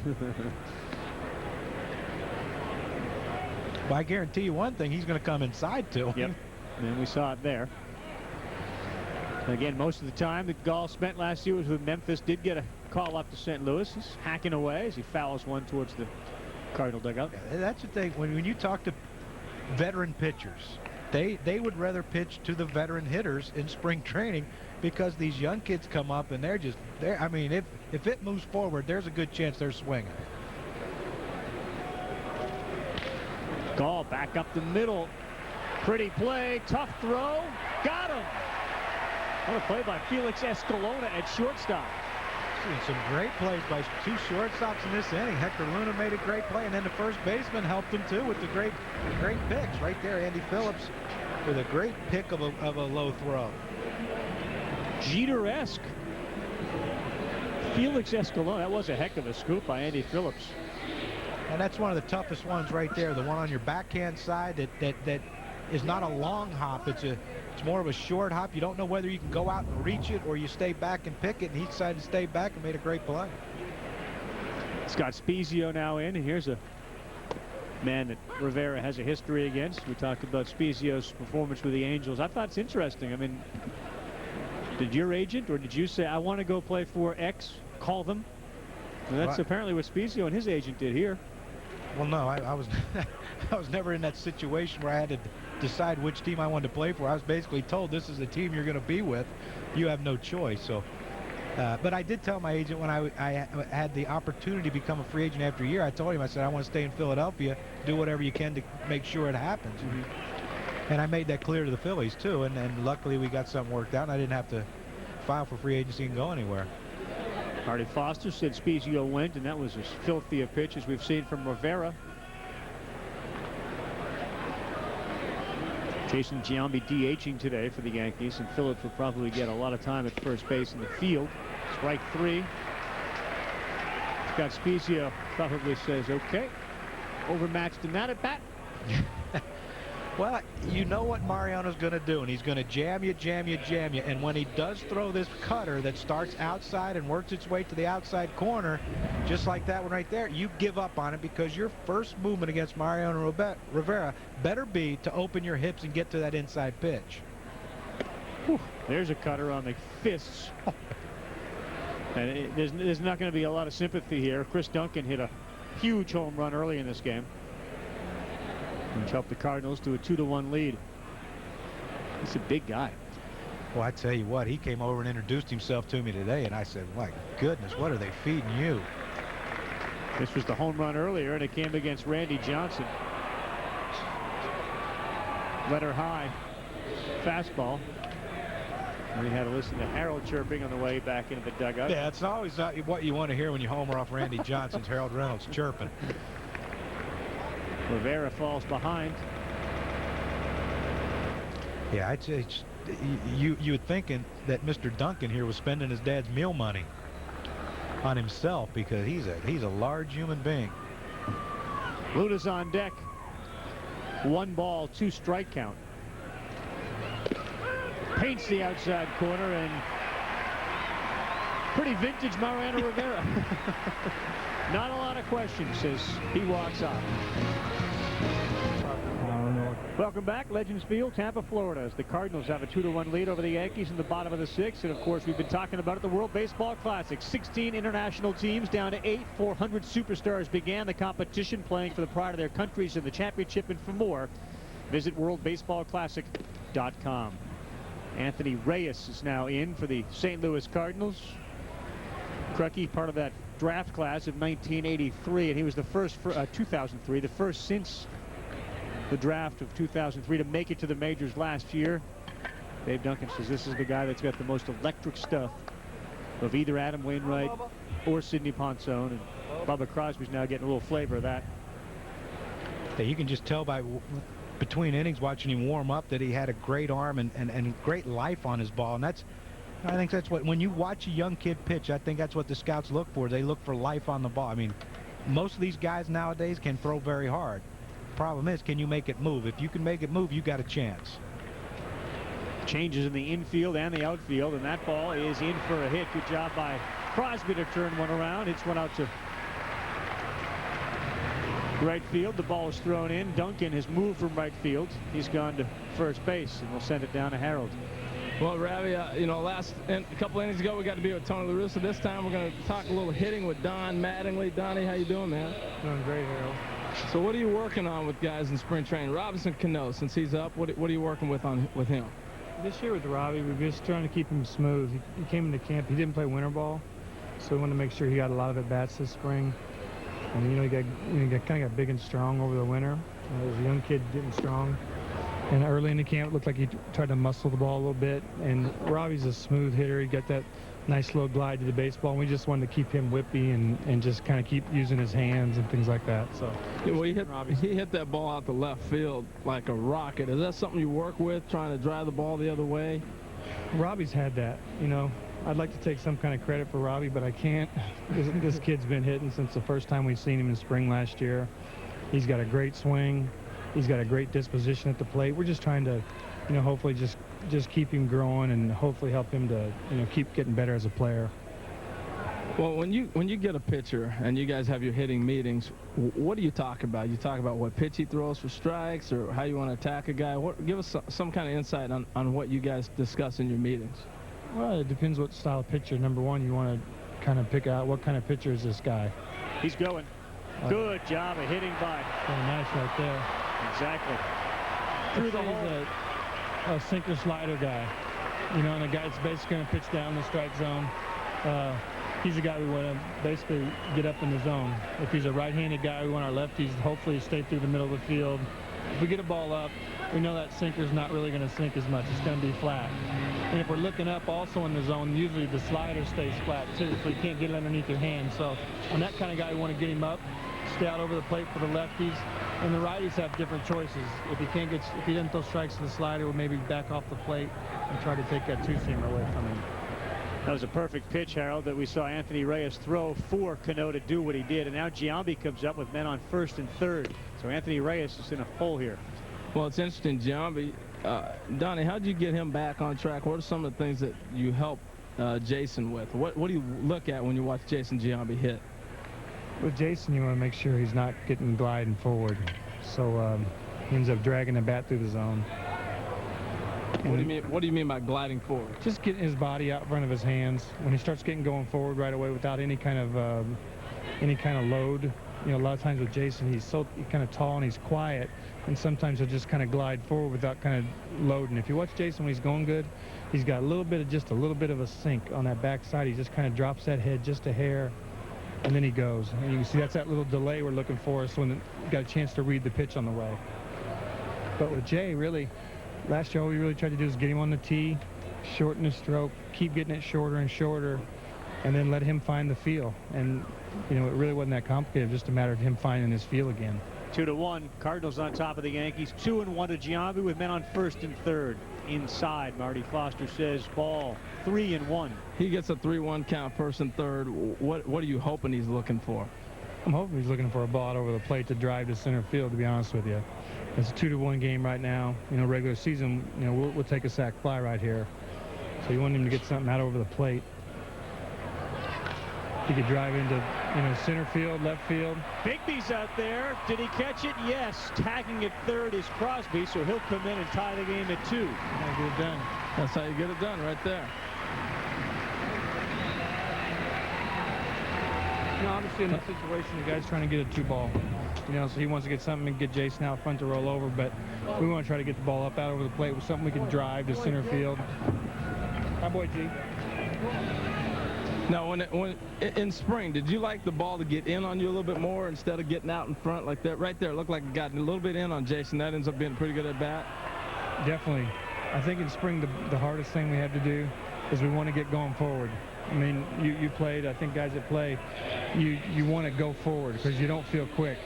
And what we really want to do is be able to work with guys getting jammed, seeing the ball longer, and I feel like it's a lot easier to speed a guy up than it is to slow him down. Hey, Harold, can you ask Donnie, he was such a great hitter, what hitter on his team right now reminds him more of himself? Crucky wants to know, what hitter on your team reminds you of yourself? Well, I didn't have the kind of pop that Robbie does, but I think I was a little bit more like him. I try to use the whole field. I was kind of an inside-out guy. I learned to pull later on in my career. We think Robbie's going to do that more and more. But he's got a lot more pop than I did, you know, opposite way, opposite field power. I was kind of gap to gap. He's the kind of guy who can drive the ball to the ballpark. But I kind of hope I was a lot more like him. Well, that's quite a compliment for Robbie Cano. Wow. I'm telling you. Well, Kevin Thompson now in. Sheffield out. And he is facing Reyes, and that ball is hit hard to center field. Caught out there as it hung up for a while. I'm telling you, I'm hot, guys, man. Whoever I sit with starts swinging the bats. I'm smoking hot. Telling you. Hey, with Jeter, A-Rod, Bernie, and Johnny Damon, you obviously didn't get to work with Johnny very much. What did you send with those guys? What do you try to teach them at this point in time you hope they're trying to do by the time they come back? Well, you hope they're getting in good habits. You know, that's, for me, spring is about trying to get guys in good habits, you know, starting to feel like they're getting in the right position a lot. Obviously with Jeet, Alex, you know, Bernie, these guys know themselves pretty well. Veteran guys know how to get ready in spring training. Johnny, the only thing, you know, about not seeing him is I don't get a chance to see the body language, see when he starts to go good, and see him a lot more. That would have helped me, I think, for early in the season. So he's going to be a little, you know, it's a little harder on me not to be able to see him during spring. Now, how do you communicate with Hideki here? Obviously, he's Japanese, speaks Japanese. How do you communicate? Well, Hideki's got an interpreter, but he understands pretty well.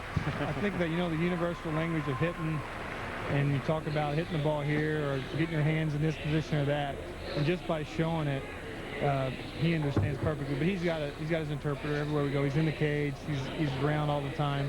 So if there's really something I'm trying to say, then he does it. I thought we were going to break for a second, but they're saying we're sticking around because I'm talking to Donnie. He's hitting here. You know, for you, we were talking about the World Baseball Classic earlier. Those games are kind of exciting as you've had a chance to watch them. What's been your take of them? I've enjoyed them. You know, I like watching them, and you know, obviously we don't want to get any of our guys hurt or anything else. And I really think our guys are a little bit of a disadvantage. I just don't feel like they're ready yet this time of spring. But it's been cool, you know, watching the Dominican-Venezuelan game here the other day in Disney on TV. It's like a party, man, and Puerto Rico's hopping.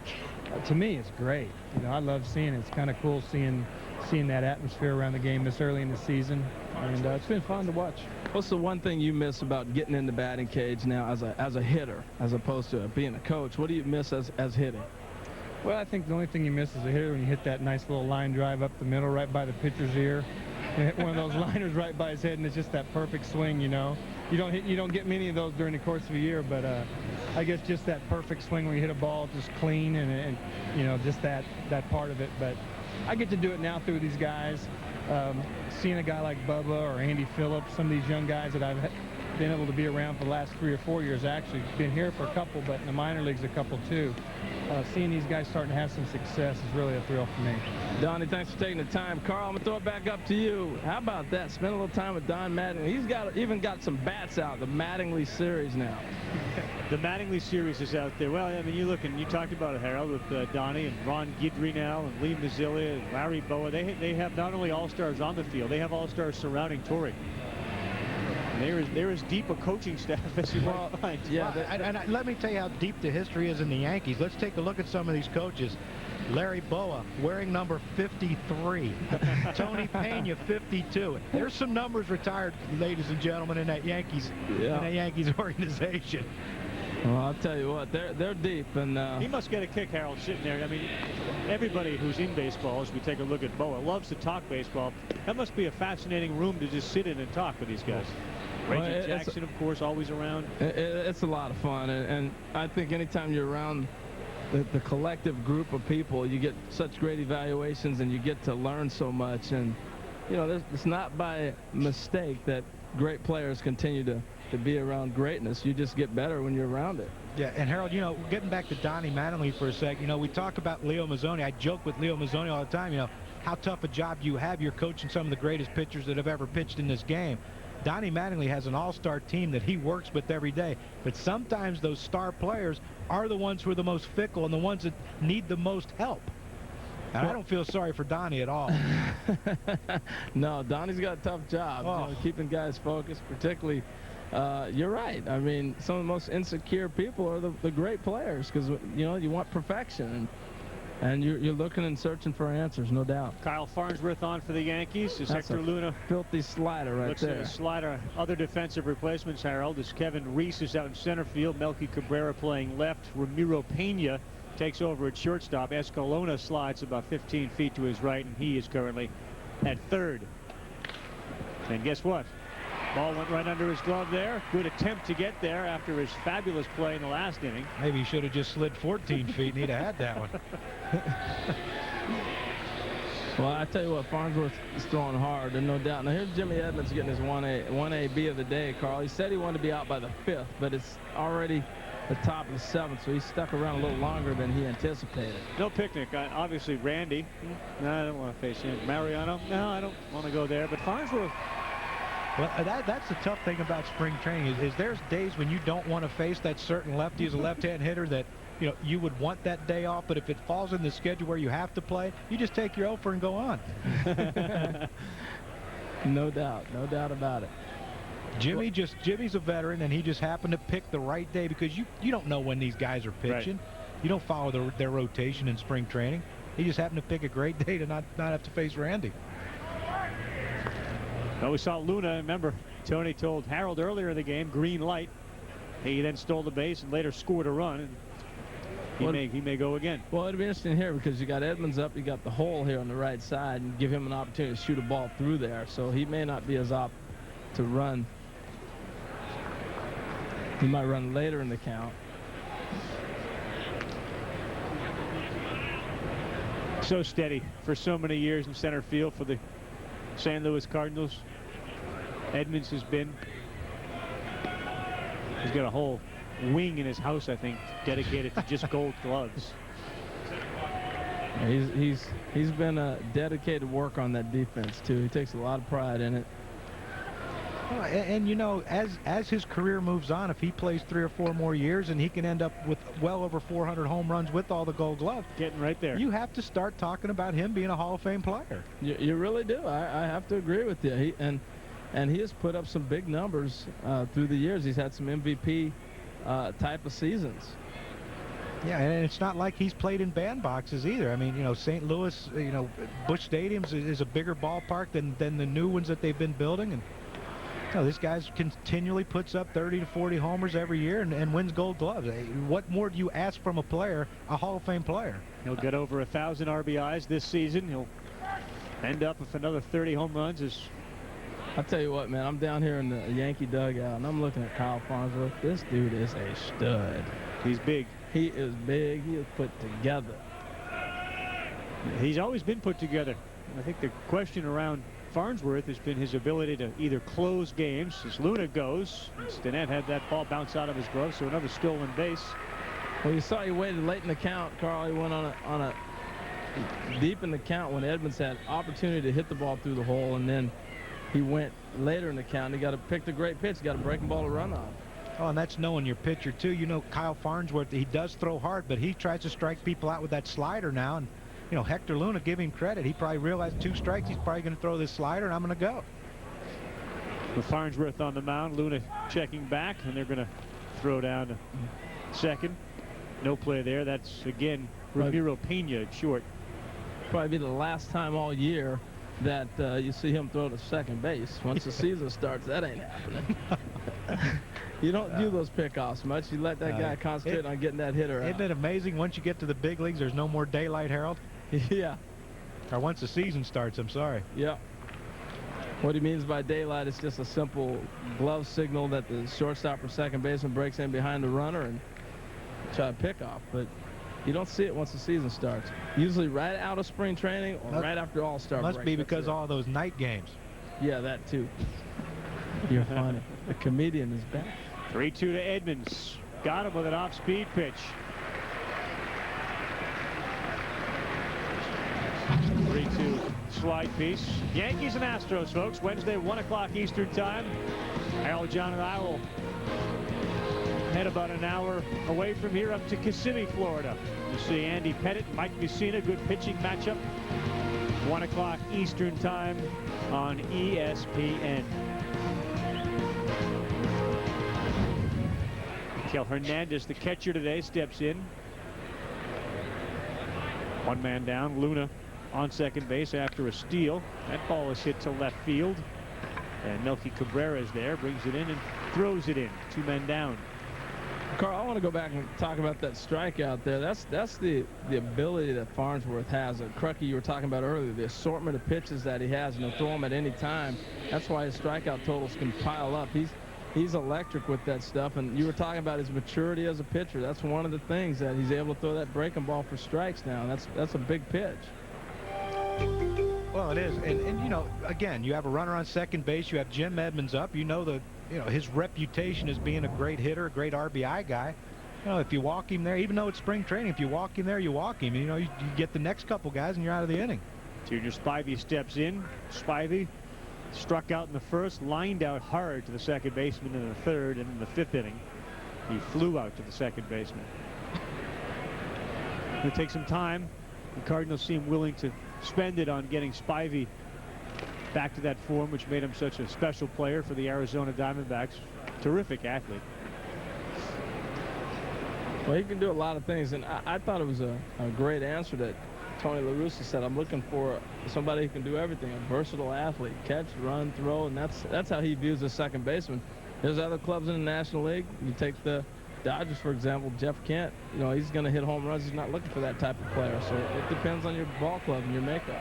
Junior Spivey got hit on the fingers, and we'll have a little examination now with men on first and second.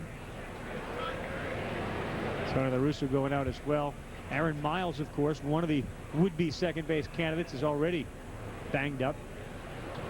Well, it looked like it got him right underneath his hands, right on the forearm. And Junior, you all right? That's the beauty of being in the dugout. Hey, look, on the replay, it looked like it caught him right in the wrist, Harold. Yeah, he's pointing right below. I'll find out real quick. Find out. I got an idea, Harold. Turn the microphone off when you yell to him. Okay, I will. I'll ask Dave Duncan. I thought the most interesting thing Tony La Russa said when you asked him about second baseman, he said, what do you want him to do? And he said they better do everything. Wow, so Taguchi got buzzed. And that's a heater right there. That was about 95 miles an hour. That thing was hard. For a second, it looked like Taguchi was considering going right into the clubhouse. No, I don't think you're going to be charging Farnsworth. No. We've seen Farnsworth tackle. Soon. He's a football player. We've seen him tackle a few guys. And the man is a stud, I'm telling you. Whew. First and second for the Cardinals. So Taguchi up facing Kyle Farnsworth, the Yankees' third pitcher of the day. Randy Johnson started, gave way to Mariano Rivera. And now Farnsworth. Taguchi, we talked about improving the bench. I mean, this is certainly a great guy. You have Taguchi and Spezio on your bench with all that versatility. We're seeing La Russa do that again today. He's moved Spezio from first to third. And he said to Harold, it's not a question of need. You have to do that. I was talking to first base coach Dave McKay during batting practice, and I was talking to him about, you know, the importance of a So Taguchi. He said, hey, when we first got this guy, he said, we didn't know what we were getting. He said, he had no power. They said, but he adapted, said everything you taught him, he took it and ran with it and learned very quickly. He picked up everything they asked him to as quick as anyone they've ever had. And that's why now he's going to be a valuable player in the Cardinals organization, probably for as long as he wants to be there. Yep. You know, if he doesn't outprice himself, he can play have a 10, 15-year career in the big leagues. Another off-speed pitch that Taguchi couldn't pull the trigger on, so Farnsworth worked himself back to a 3-ball, 2-strike count. Well, that's the one thing about Kyle Farnsworth right there is a 3-1 pitch with runners on first and second, and he throws him a breaking ball. Before it would have just been here's fastball, fastball, fastball. If you hit it, you hit it. Off-speed outside, so bases are loaded. And John Rodriguez. This will be nice for John, a New York City native, to face the Yankees. Well, just Farnsworth to throw the breaking ball right there, the confidence he has this early in spring to already throw a 3-2 hook. And I tell you what, it didn't miss by much if it missed at all. No, it did, but I'm sure that there's some coaches and managers down there for the Yankees are thinking, what's he throwing a 3-2 breaking ball for? Rodriguez, you remember, I think made his major league debut in July of last year and then was quickly named the Cardinals' July minor league player of the month because of what he did in the minors, and came up and made quite an impression. Big home run swing. There is a good example of it as he falls behind 0-1. And he brought up to me during batting practice too about my comments about his J-Rod on his shoes that he had, what did he say? It was an interesting little conversation. He said, you got on me pretty good, but he said, then you did say, you know what, this guy can hit, though. So he said, I appreciate that. J-Rod. J-Rod's down 0-2 with the bases loaded as we play the top of the 7th inning with the Cardinals and Yankees tied at 2-2 at Legends Field. See, Harold, it pays to say nice things about people. Yeah, it does, doesn't it? See, you twisted my words and get me in trouble, like with Mr. Farnsworth down here. He's ready to kill me. Bigby on deck. Rodriguez rolls one over with the bases loaded, and the Yankees and Farnsworth are going to get out of the inning. Bottom of the 7th comes up. Farnsworth, the sigh of relief. 2-2. Yankees have recorded 95 or more wins in each of the last 5 seasons, and they certainly expect to put up numbers like that again as Andy Phillips steps in against Anthony Reyes. Reyes, one of the Cardinals prospects who likely, if not this year, will be in the rotation, and once he gets into the rotation, the Cardinals believe he'll stay there for a long time. Phillips on the ground. Spivey's wrist is obviously okay as he throws over to first. 1 up, 1 down. Crucky, since divisional play began in '69, the Yankees have the best record in the major leagues. They own the best record in the majors over the last 10 seasons in the last 5 years. And this is a big part of the reason why. I mean, all-star, all-star, all-star, all-star, all-star, all-star. Could be an all-star. Bernie Williams has been an all-star. Robinson Cano, they certainly believe, has got all-star potential in him as well for years to come. Well, Carl, this is never going to be in question with the Yankees. But I do say this, is that in the next 2 to 3 years, I think 4 years max, they better start winning a world championship, or else it could be a drought for a while. I mean, you know, Jeter's getting older. A-Rod, you know, is still young, but he's getting older. And Sheffield, Damon. I mean, you know, Bernie Williams, of course, is older. They need to, you know, they need to win this year, next year, or else this window of opportunity could be closing on them. Kelly Stinnett steps in. He's now behind in the count 1-2 to Reyes. Well, you played on a team that was full of characters. This is not a character-driven team, but here are guys before the season starts as Stinnett drives one to right field. And that'll stay in the yard as Rodriguez brings it in. But here you got guys making predictions, which is sort of un-Yankee-like. I mean, it really is. But, and you know what? When we talked to Mariano Rivera earlier, I asked him about it, and I said, you know, what did you think? And he's about, you know, your owner basically saying we're winning a world championship this year. And he said, well, he said it puts a lot of pressure on us, but he said we know with the lineup that we have, with the team that we have, there's pressure on us every year to win a world championship, so it's no different.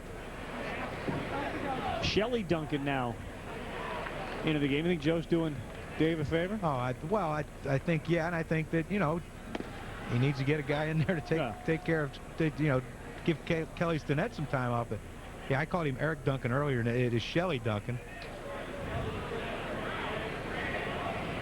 So I apologize to the Duncan family, not Eric's family.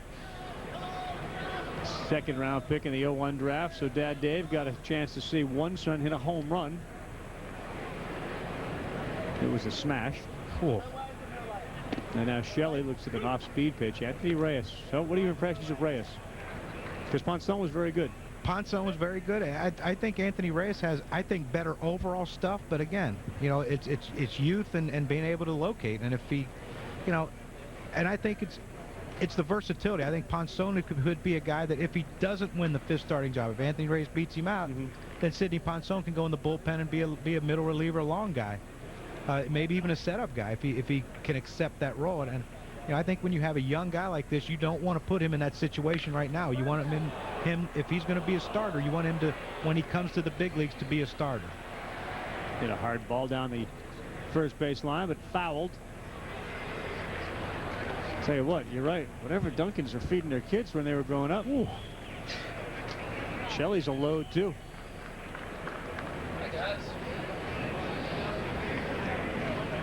Harold has returned to the booth.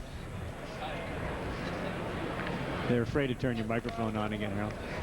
They thought you did such a good job down in the stands. I think there's a message here. I've lost my job. No, we like your job. We just liked you better down there. It's a small booth. Yeah.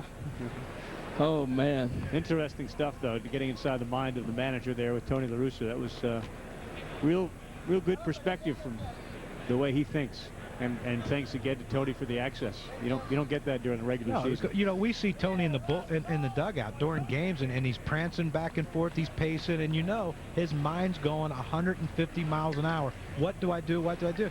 And then you realize when he's sitting there talking to Harold, it's pretty simple. Right. Well, he can run. We know the pitcher doesn't have a good move, so we give him the green light. But always great managers, always sort of the one pitch ahead, one at-batter ahead, or even one half inning ahead, and you got you could hear that he was thinking that way, and that's what allowed him to be a Hall of Fame manager. Whew. Reyes, some heat by Duncan. We're going 8th inning in a 2-2 game. Tony's thinking again.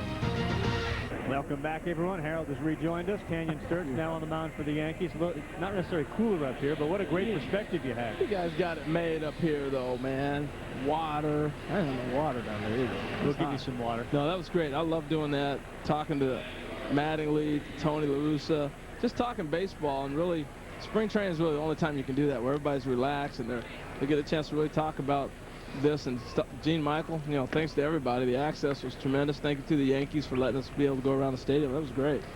And Tanyan Sturtz facing Larry Bigby, I guess, from a perspective of teams. And you had La Russa. We spoke to Jocketty, Stick Michael. I mean, Randy Johnson was fairly effective until his final inning. Rivera was great. Farnsworth got the job done. Now Sturtz, and certainly for the Cardinals, Ponson was good. And Reyes has been effective, right? Well, I got to look at Randy's outing as a success. I mean, he did everything he wanted to do before the game. He pitched deep into the game. Yeah, they started to get to him a little bit, but you know, he had great stuff from down there. It was electric. I know you looked at it from up here. It's good stuff, but he was electric. Well, it was, and when you talk to Tony La Russa, you know, he mentioned about the wind howling out, and it's a hitter's day, and it's 2-2 in the top of the 8th inning. So I mean, every pitcher that's been in this game has done a pretty good job. Because a lot of these spring training games, Harold, you know, when the wind's blowing out, you can get some 15-14 jobs. Larry Bigby on base, and the leadoff man on the 8th for the Cardinals in a 2-2 game. Tell you, Carl, I don't know how I ever played in the big leagues. These guys are huge. All of them. It's unbelievable. Well, for a variety of different reasons, it's a different world out there. It's not. This is not your Harold Reynolds Major Leagues anymore. Like we talked about before the game with Rich McKay. I mean, weight training has certainly been a huge part of it. This is year-round now. Yeah, it is. I still play. You hear talk about you know, players, you know, gosh, I wish I was playing in this era. You know, I'd be making $8 million, $10 million a year, whatever. I look at it like I'm glad I played when I played, because I don't know if I could play right now. I mean, you look at the two Duncan boys; those are huge kids. They look like Adam Duncan. They'd have looked at me at 5'10" and, you know, 180 or whatever I was. And, yeah, right. You'd have played here. We'd have played here. Half of you was 180. It's good, though. I mean, it's really fascinating how big the athletes have gotten in all the sports across the table. I mean, you watch basketball and football and everything. And I still say, no matter how big, no matter how strong, no matter how hard you throw or how far you can hit it, the team that plays the best fundamentally is going to win in all sports. Yep, you're right. Eric Duncan's now at first. Will Nieves also with the game, now behind the plate. See, you called him Eric Duncan, too. No, it's Shelley. Shelley Duncan. This is Eric at first. Yeah, that's a different Duncan. Shelley pinch hit and struck out. There's a whole bunch of Duncans out here. Oh, boy. They're not related. The only Duncans that are related are right. Chris and Shelley. Right. But Eric is no relation to Dave, Chris, and Shelley. Look at Crucky. It's a different ball game now, Crucky. It's getting more confusing as we go. And the other great thing is there's a Duncan on deck for the Cardinals, just to make your head spin. Spezio. 2-2 now to Tanyan Sturtz. There's Peter Gammons when you need him to straighten something out for you. Yeah. Peter's getting a cup of coffee. Do you know where? Dunkin' Donuts. Oh. Come on. Play along. 2-2 to Spezio. Off speed, and Sturtz would have liked that one. Yeah.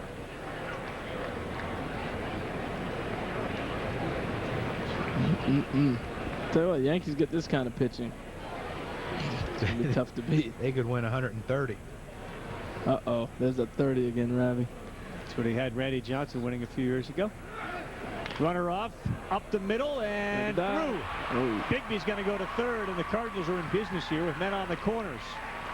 Well, that's one of those balls right there, that situation where you got to be thinking dive and knock it down. Get it down. And if you can dive and knock it down, now you keep first and second as opposed to first and third with no outs, and it just changes the dynamics of the inning, particularly with the power hitter coming up. But right, if he dives right now, he knocks that ball down easy. He thought he was going to be able to get there and make a play to first, and it's one of those tricky things that starts to spin away from you.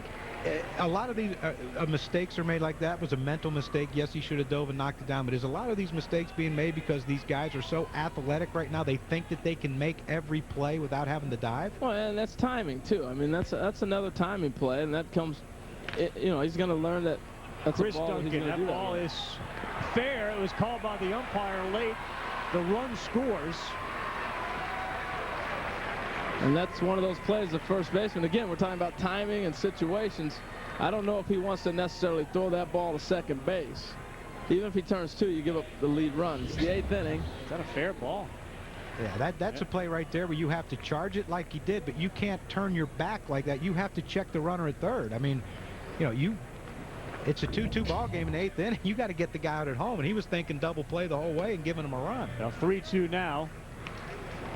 He needs to look around that lineup and see that Jeter and A-Rod and Bernie Williams ain't in there, and Sheffield aren't in there anymore, and a run might be tough to come by.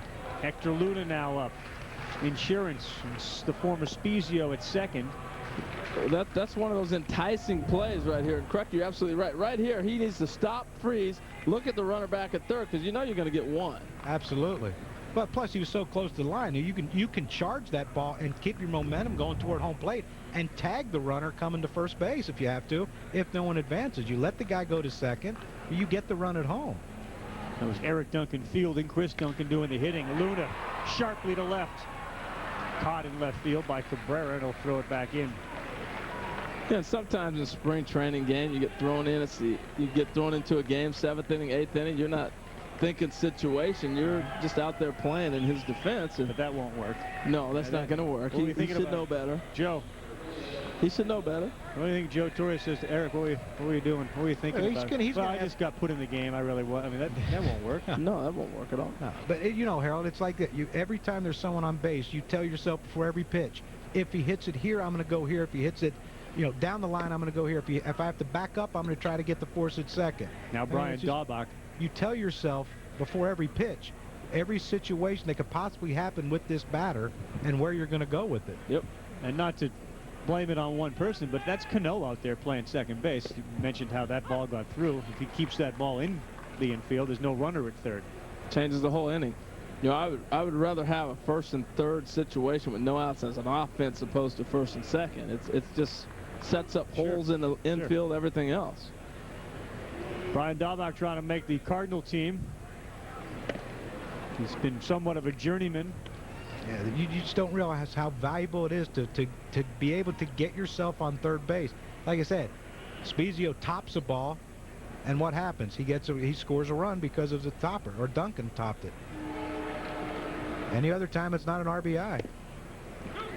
Sturz gets the call in the outside corner. I liked how you were prodding LaRussa about, well, if this is the regular season and that ball is a ball, what are you going to say something or strike? I wanted him to bite. He wouldn't bite for me. Because his first reaction was, oh, and then he saw that mic. He went, oh.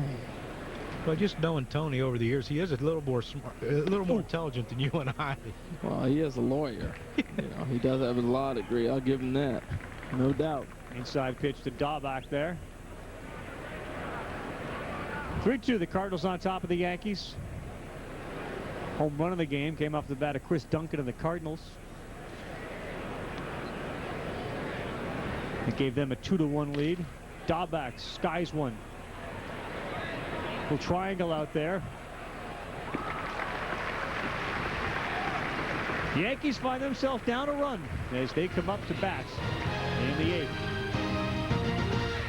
Cardinals fans here in Tampa, and many of them, of course, don't get a chance to see the Cardinals come over here very often, playing in Jupiter on the East Coast. A lot of people locked into the World Baseball Classic, which should be an outstanding game tonight. Venezuela takes on the Dominican Republic at 7 o'clock Eastern Time. 1 win, 1 loss for those teams. And You cannot afford to lose another game. Most people believe that those are the two best teams in that pool, although Puerto Rico has been outstanding, and I think Cuba has opened a lot of eyes. We all know about Cuba's reputation when it comes to baseball. Ramiro Pena hits one in front of John Rodriguez, and just like the Cardinals in the top half of the 8th, the Yankees have the leadoff man on in the bottom of the 8th.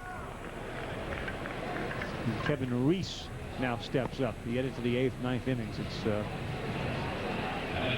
flavor of the month as far as the Yankees and Cardinals go, with who's coming to the plate. But this is Kevin Reese. Robinson Cano is on deck. And have you been impressed with Anthony Reyes as Reese squares? Well, Carl, you know, he reminds me a lot of Mark Pryor. Yeah, his delivery's a lot alike. Very similar. Yep. I see that. I saw that. But he's electric. From being down there, I didn't think he threw as hard as he does. His ball jumps on you. I heard Crucky talking about that from up here. Good eyes there, Eagle Eye. But the ball is just exploding on hitters. That's what made Crucky such a great hitter himself, those eagle eyes. Mm-hmm. Guessed right a lot. Timeout called. Oh, you can just tell by watching him in the warm-ups that his ball was moving. I mean, you watch the catcher's glove where he sets up and where he has to move to get it, and you know that his stuff was had some movement. Spezio way in at third. Re-squares again, bunts it towards first, and does a good job. Those things must go a long way with the coaching staff. You know, and he's played Pawtucket a lot last year, not Pawtucket, but Yankees AAA team. Those things, that he did what he had to do. That has to go a long way. Well, yeah, when you're called on, you know, and that's your role, you get the job done. You're definitely rewarded for that. So they want to get back to the heart of this Yankee order.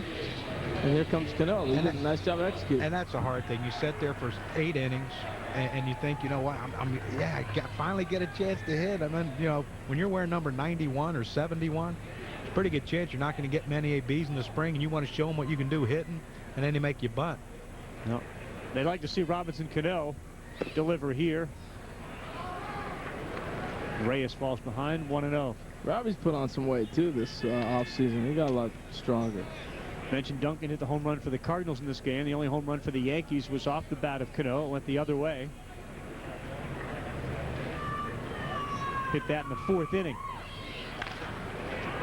Jam to short. Little looked at third. Instead goes over to first. Well, you hear about the clock all the time, knowing what a runner going down the line is capable of doing speed-wise, and that's an example of it right there. Luna looked to third. Do I have time? No. And then he had enough time and understanding his mind of the clock and how long it's going to take that runner to get to first base and know his arm strength. And he can look and go ahead and make that throw to first base. Mitch Jones will step in now, and non-roster invitee of the New York Yankees, an outfielder, infielder. 27 home runs, 79 RBIs last year for Columbus. If you talk to a lot of people, that was the ball jumped out of his hand right there. If you talk to a lot of people, they say, well, the Yankees don't have a whole lot in their farm system. But if you talk to a lot of the Yankee people, they're pretty excited about their young players that they have in camp. And this is an opportunity for them to be seen because of all the different activities that are going on with the World Baseball Classic. Yeah, that's a lot of times these young kids, they might get, you know, a 1 or 2 ABs at the end of a game when, you know, they're going to be facing other minor league players. Well, now these young kids with Jeter and A-Rod and Johnny Damon these young guys now are getting at-bats against quality big league pitchers. And now I think now is a real testament. You can see exactly what these guys have and what they don't have because they're facing better competition than they've ever faced before. Tying run on third is Mitch Jones. Pops one straight up and stays in play. Jones frustrated.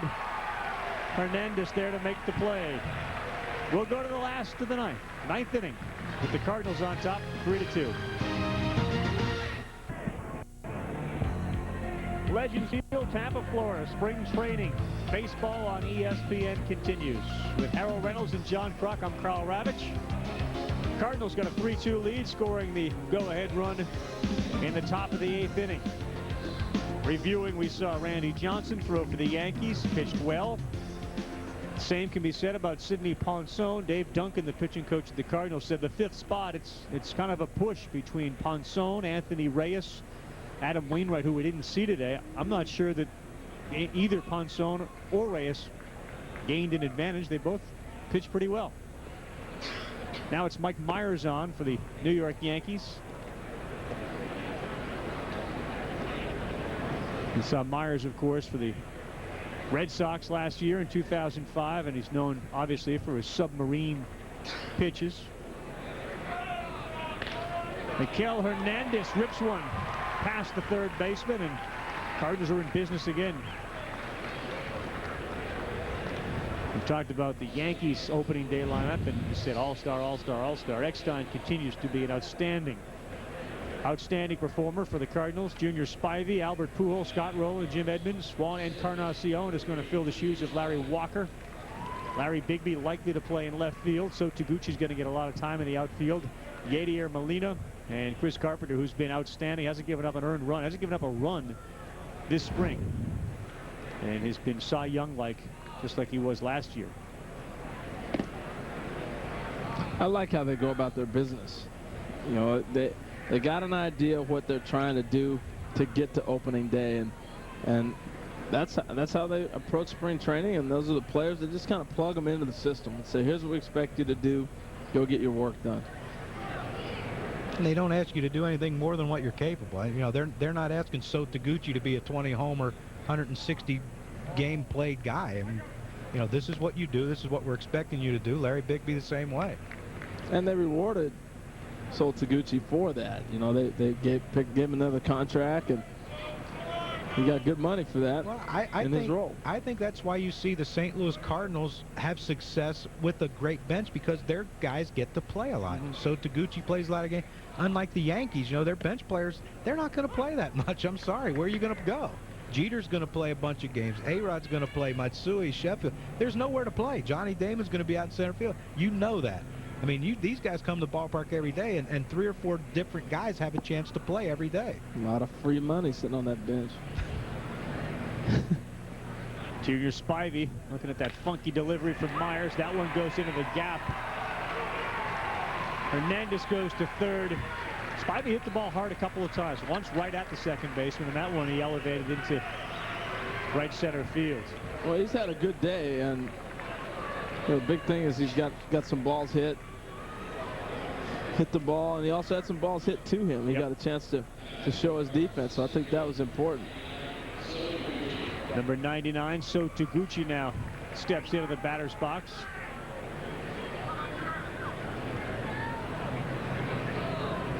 Nobody out, first and third. Cardinals on top 3-2.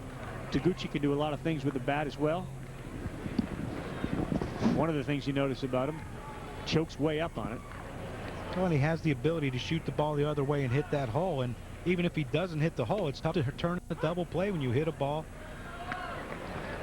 to the left side of the second baseman. He's just going to have a tough time turning a double play. So he's going to get an RBI, and he's going to move a runner. What's it like for a hitter, Harold, to face a submariner like Myers? Well, first thing, you got to pick up the release point, and then for a right-handed hitter to shoot him to the right side is really what I'd try to approach to do, especially in this situation. That ball's down. Holding Spivey on at first, so there's a big hole that way. Well, you got to figure if he hits a ball to the right side, they're not going to turn 2. You got to throw it back to second, back to first. Speed up with both those guys, too. Mm-hmm. You're going to pick up a run. It wouldn't be a bad time to bunt either. Third baseman's playing back. You get that extra insurance run. Yep. John Rodriguez, the power hitter, is on deck. 2 singles in this inning. Hernandez now at third, Spivey at first.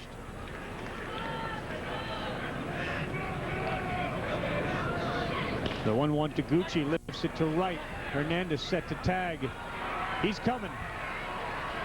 He'll be in there. Throws cut off. Spivey's out at second base. But they do get that insurance run on a good job of hitting by So Taguchi. 4-2 St. Louis. Nice piece of hitting. He was trying to shoot it through that hole.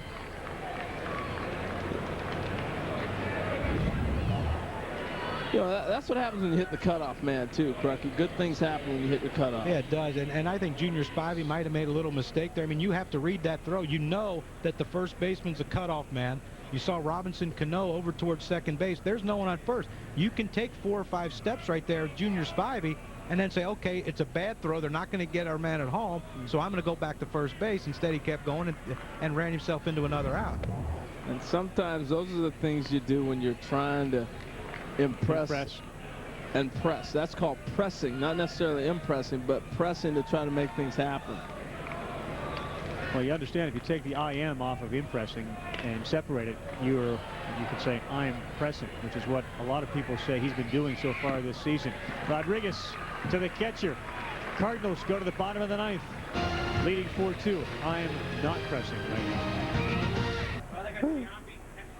Having fun here at the bottom of the 9th with the Cardinals leading the Yankees by a score of 4-2. And Cardinals didn't make a lot of off-season moves, partly because they're very strong in their starting rotation. Chris Carpenter will be backed by Mark Mulder. Jeff Supon's now in the rotation.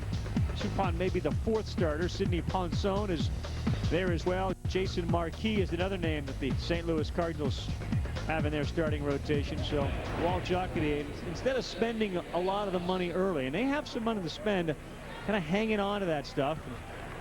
Going to see if perhaps midsummer, trading deadline, free agent acquisition, who's leaving a team, they have some money to spend. Anthony Reyes stays in. He looks great. He does. I understand. You can certainly see the prior comparisons, just in delivery alone. Kevin Thompson batting for the Yankees. Skip Shoemaker takes over in right field for the Cardinals. And when you're looking at that Cardinal rotation, the projected rotation for them, I was looking at those ERAs, very impressive. And you got to figure Sidney Ponson, if he's in this rotation, just getting out of pitching in Baltimore, in that ballpark, the ERA is going to drop, because that's a very difficult ballpark to pitch in. Reyes. That's a single off the bat. Kevin Thompson. So the Yankees here in the bottom of the 9th, not going quietly. Melky Cabrera, who's playing left field, now steps into the batter's box. He got rushed to the big leagues a little bit too fast last year. He didn't get a chance to really get acclimated. They threw him up there when they were looking for that center fielder, and a lot of pressure on him. I don't think he got a chance to really show what type of player he was because of the circumstances he was thrown in, and I think he really kind of played mentally out of his range. He just was not ready to be in the big leagues at the time. That's Reyes now with a man on first, trying to close this game out. Protecting a 4-2 lead. Mentioned that he was in that Cardinal class of 2003, 7-6 last year, pitched in the Pacific Coast League. His ERA was 2nd in the PCL. And 136 strikeouts. They do believe that his stuff is probably the best of the 5 of the guys battling for that 5th spot. Well, I think just knowing how the Cardinals are, and I think if they pitch equally this year, that Ponson's going to be in the rotation. Wow, off the glove of Spivey, so the Yankees have something going here. They're going to third, and men are on first and third. Thompson sort of hesitated there at second. They must have picked up the sign of Larry Boa. So first and third, nobody out for the Yanks in the bottom of the 9th. Well, that's one of those tough plays right there that I'm sure Junior Spivey's saying, I wish I could have got to. Again, they're looking at that projected starting rotation.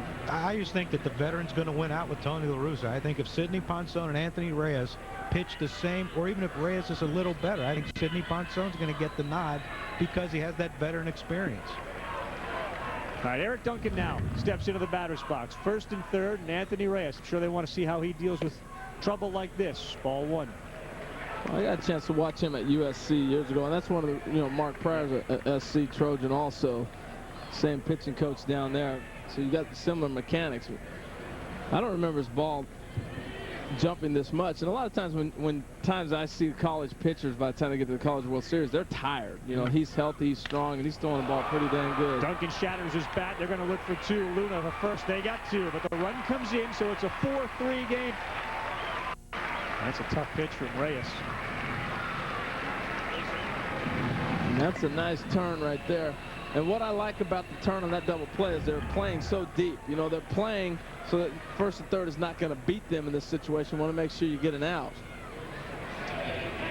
See how deep Spivey's playing, and because of the runner, they know the speed of Duncan, they'd be able to turn one if he hit it sharp at him, and they did that, and it's a nice turn. But they play deep enough where you can cut a ball off and still be able to keep the defense in position if you were knocking a ball down. Luna has shown how valuable a player he can be. What's Reggie doing? I guess they couldn't find a hitter to go up the bat, so Reggie picked up a bat and started to go toward home plate. He probably hit him, too. Reggie's something else, man. Reggie looks good. Looks like he lost a little weight. He looks great, man. You know, I was talking with him before, and obviously Reggie said, "When you gonna come talk to the real pro?" Really? Reggie said that. Can you believe it? Reggie's looking for a little limelight here. I think the home plate umpire is looking for a batter, Marty Foster. Joe Torre's in there, talking with Mattingly. So there comes from the bullpen. Running in out of the bullpen. This is spring training baseball. There it is, and that's this one snuck up on him, huh? That's Ben Davis there, the catcher. And I'll give him AB.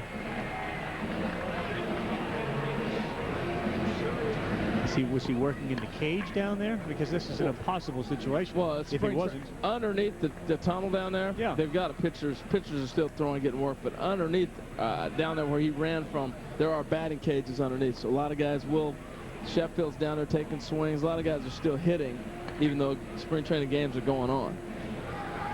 So he was summoned from the cages from deep underneath the stadium.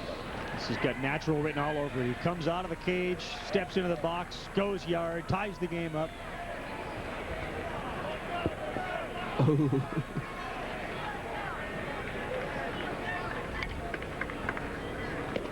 Reyes quickly ahead, 0-1.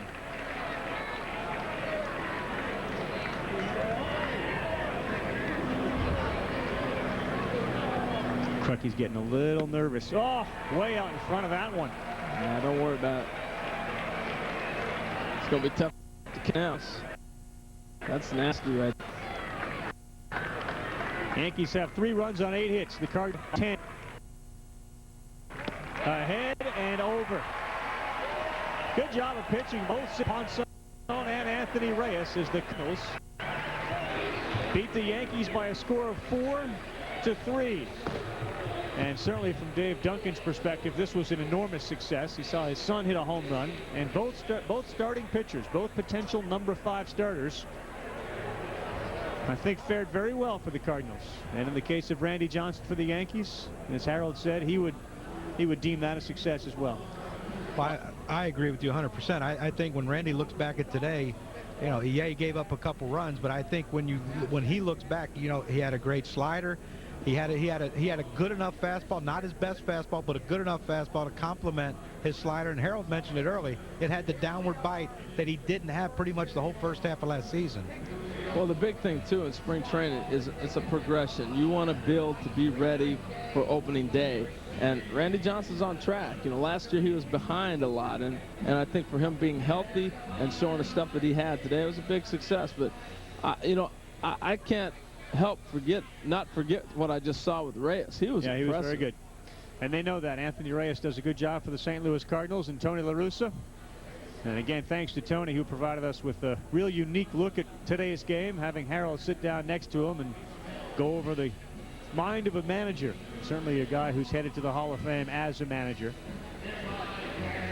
Randy was very good through 4 innings, nearly unhittable. His slider was outstanding, and his fastball had that traditional velocity on it. And then it was in the 5th inning where he got cuffed around a little bit and gave up the 2 runs, and the Cardinals end up winning by a score of 4-3. We also saw Scott Rowland. Jim Edmonds had a pinch hitting role, but it was 1 at bat. Rowland played as well.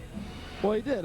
You know, I think John hit on it during the game. The main thing for Scott Rowland is to be healthy April 1st. Tony said that also. That's the key. He looked good today, though. Yeah, he did. You know, he's a guy that's always in great shape. He's always ready to play, and he's a mentally smart player. And I think now it's just the physical. He missed so much time last year. It's just the physical part of getting out there, getting ABs. It doesn't care if you get a hit or not. Just get your ABs and see pitches, and that's all he needs. That's all he needs right now. A lot of red shirts surrounding the Cardinal dugout and the Cardinal brass. And again, this is about a 3.5-hour trip back to the Cardinals' home in Jupiter, Florida. It's a rare that they head over here, but they are here, and the Yankees will return the favor by going to Jupiter on St. Patrick's Day. Special thanks to Walt Jocketty and all the other guys that helped make this game possible. As the Yankees, it's not all fun and games. There's work now to be done as they're running through the outfield. Yankees lose to the Cardinals 4-3. Up next, it's 1st and 10. This has been a presentation of ESPN, the worldwide leader in sports. With Harold Reynolds and John Kruk, I'm Carl Ravitch saying so long from Tampa. We'll see you in Kissimmee tomorrow.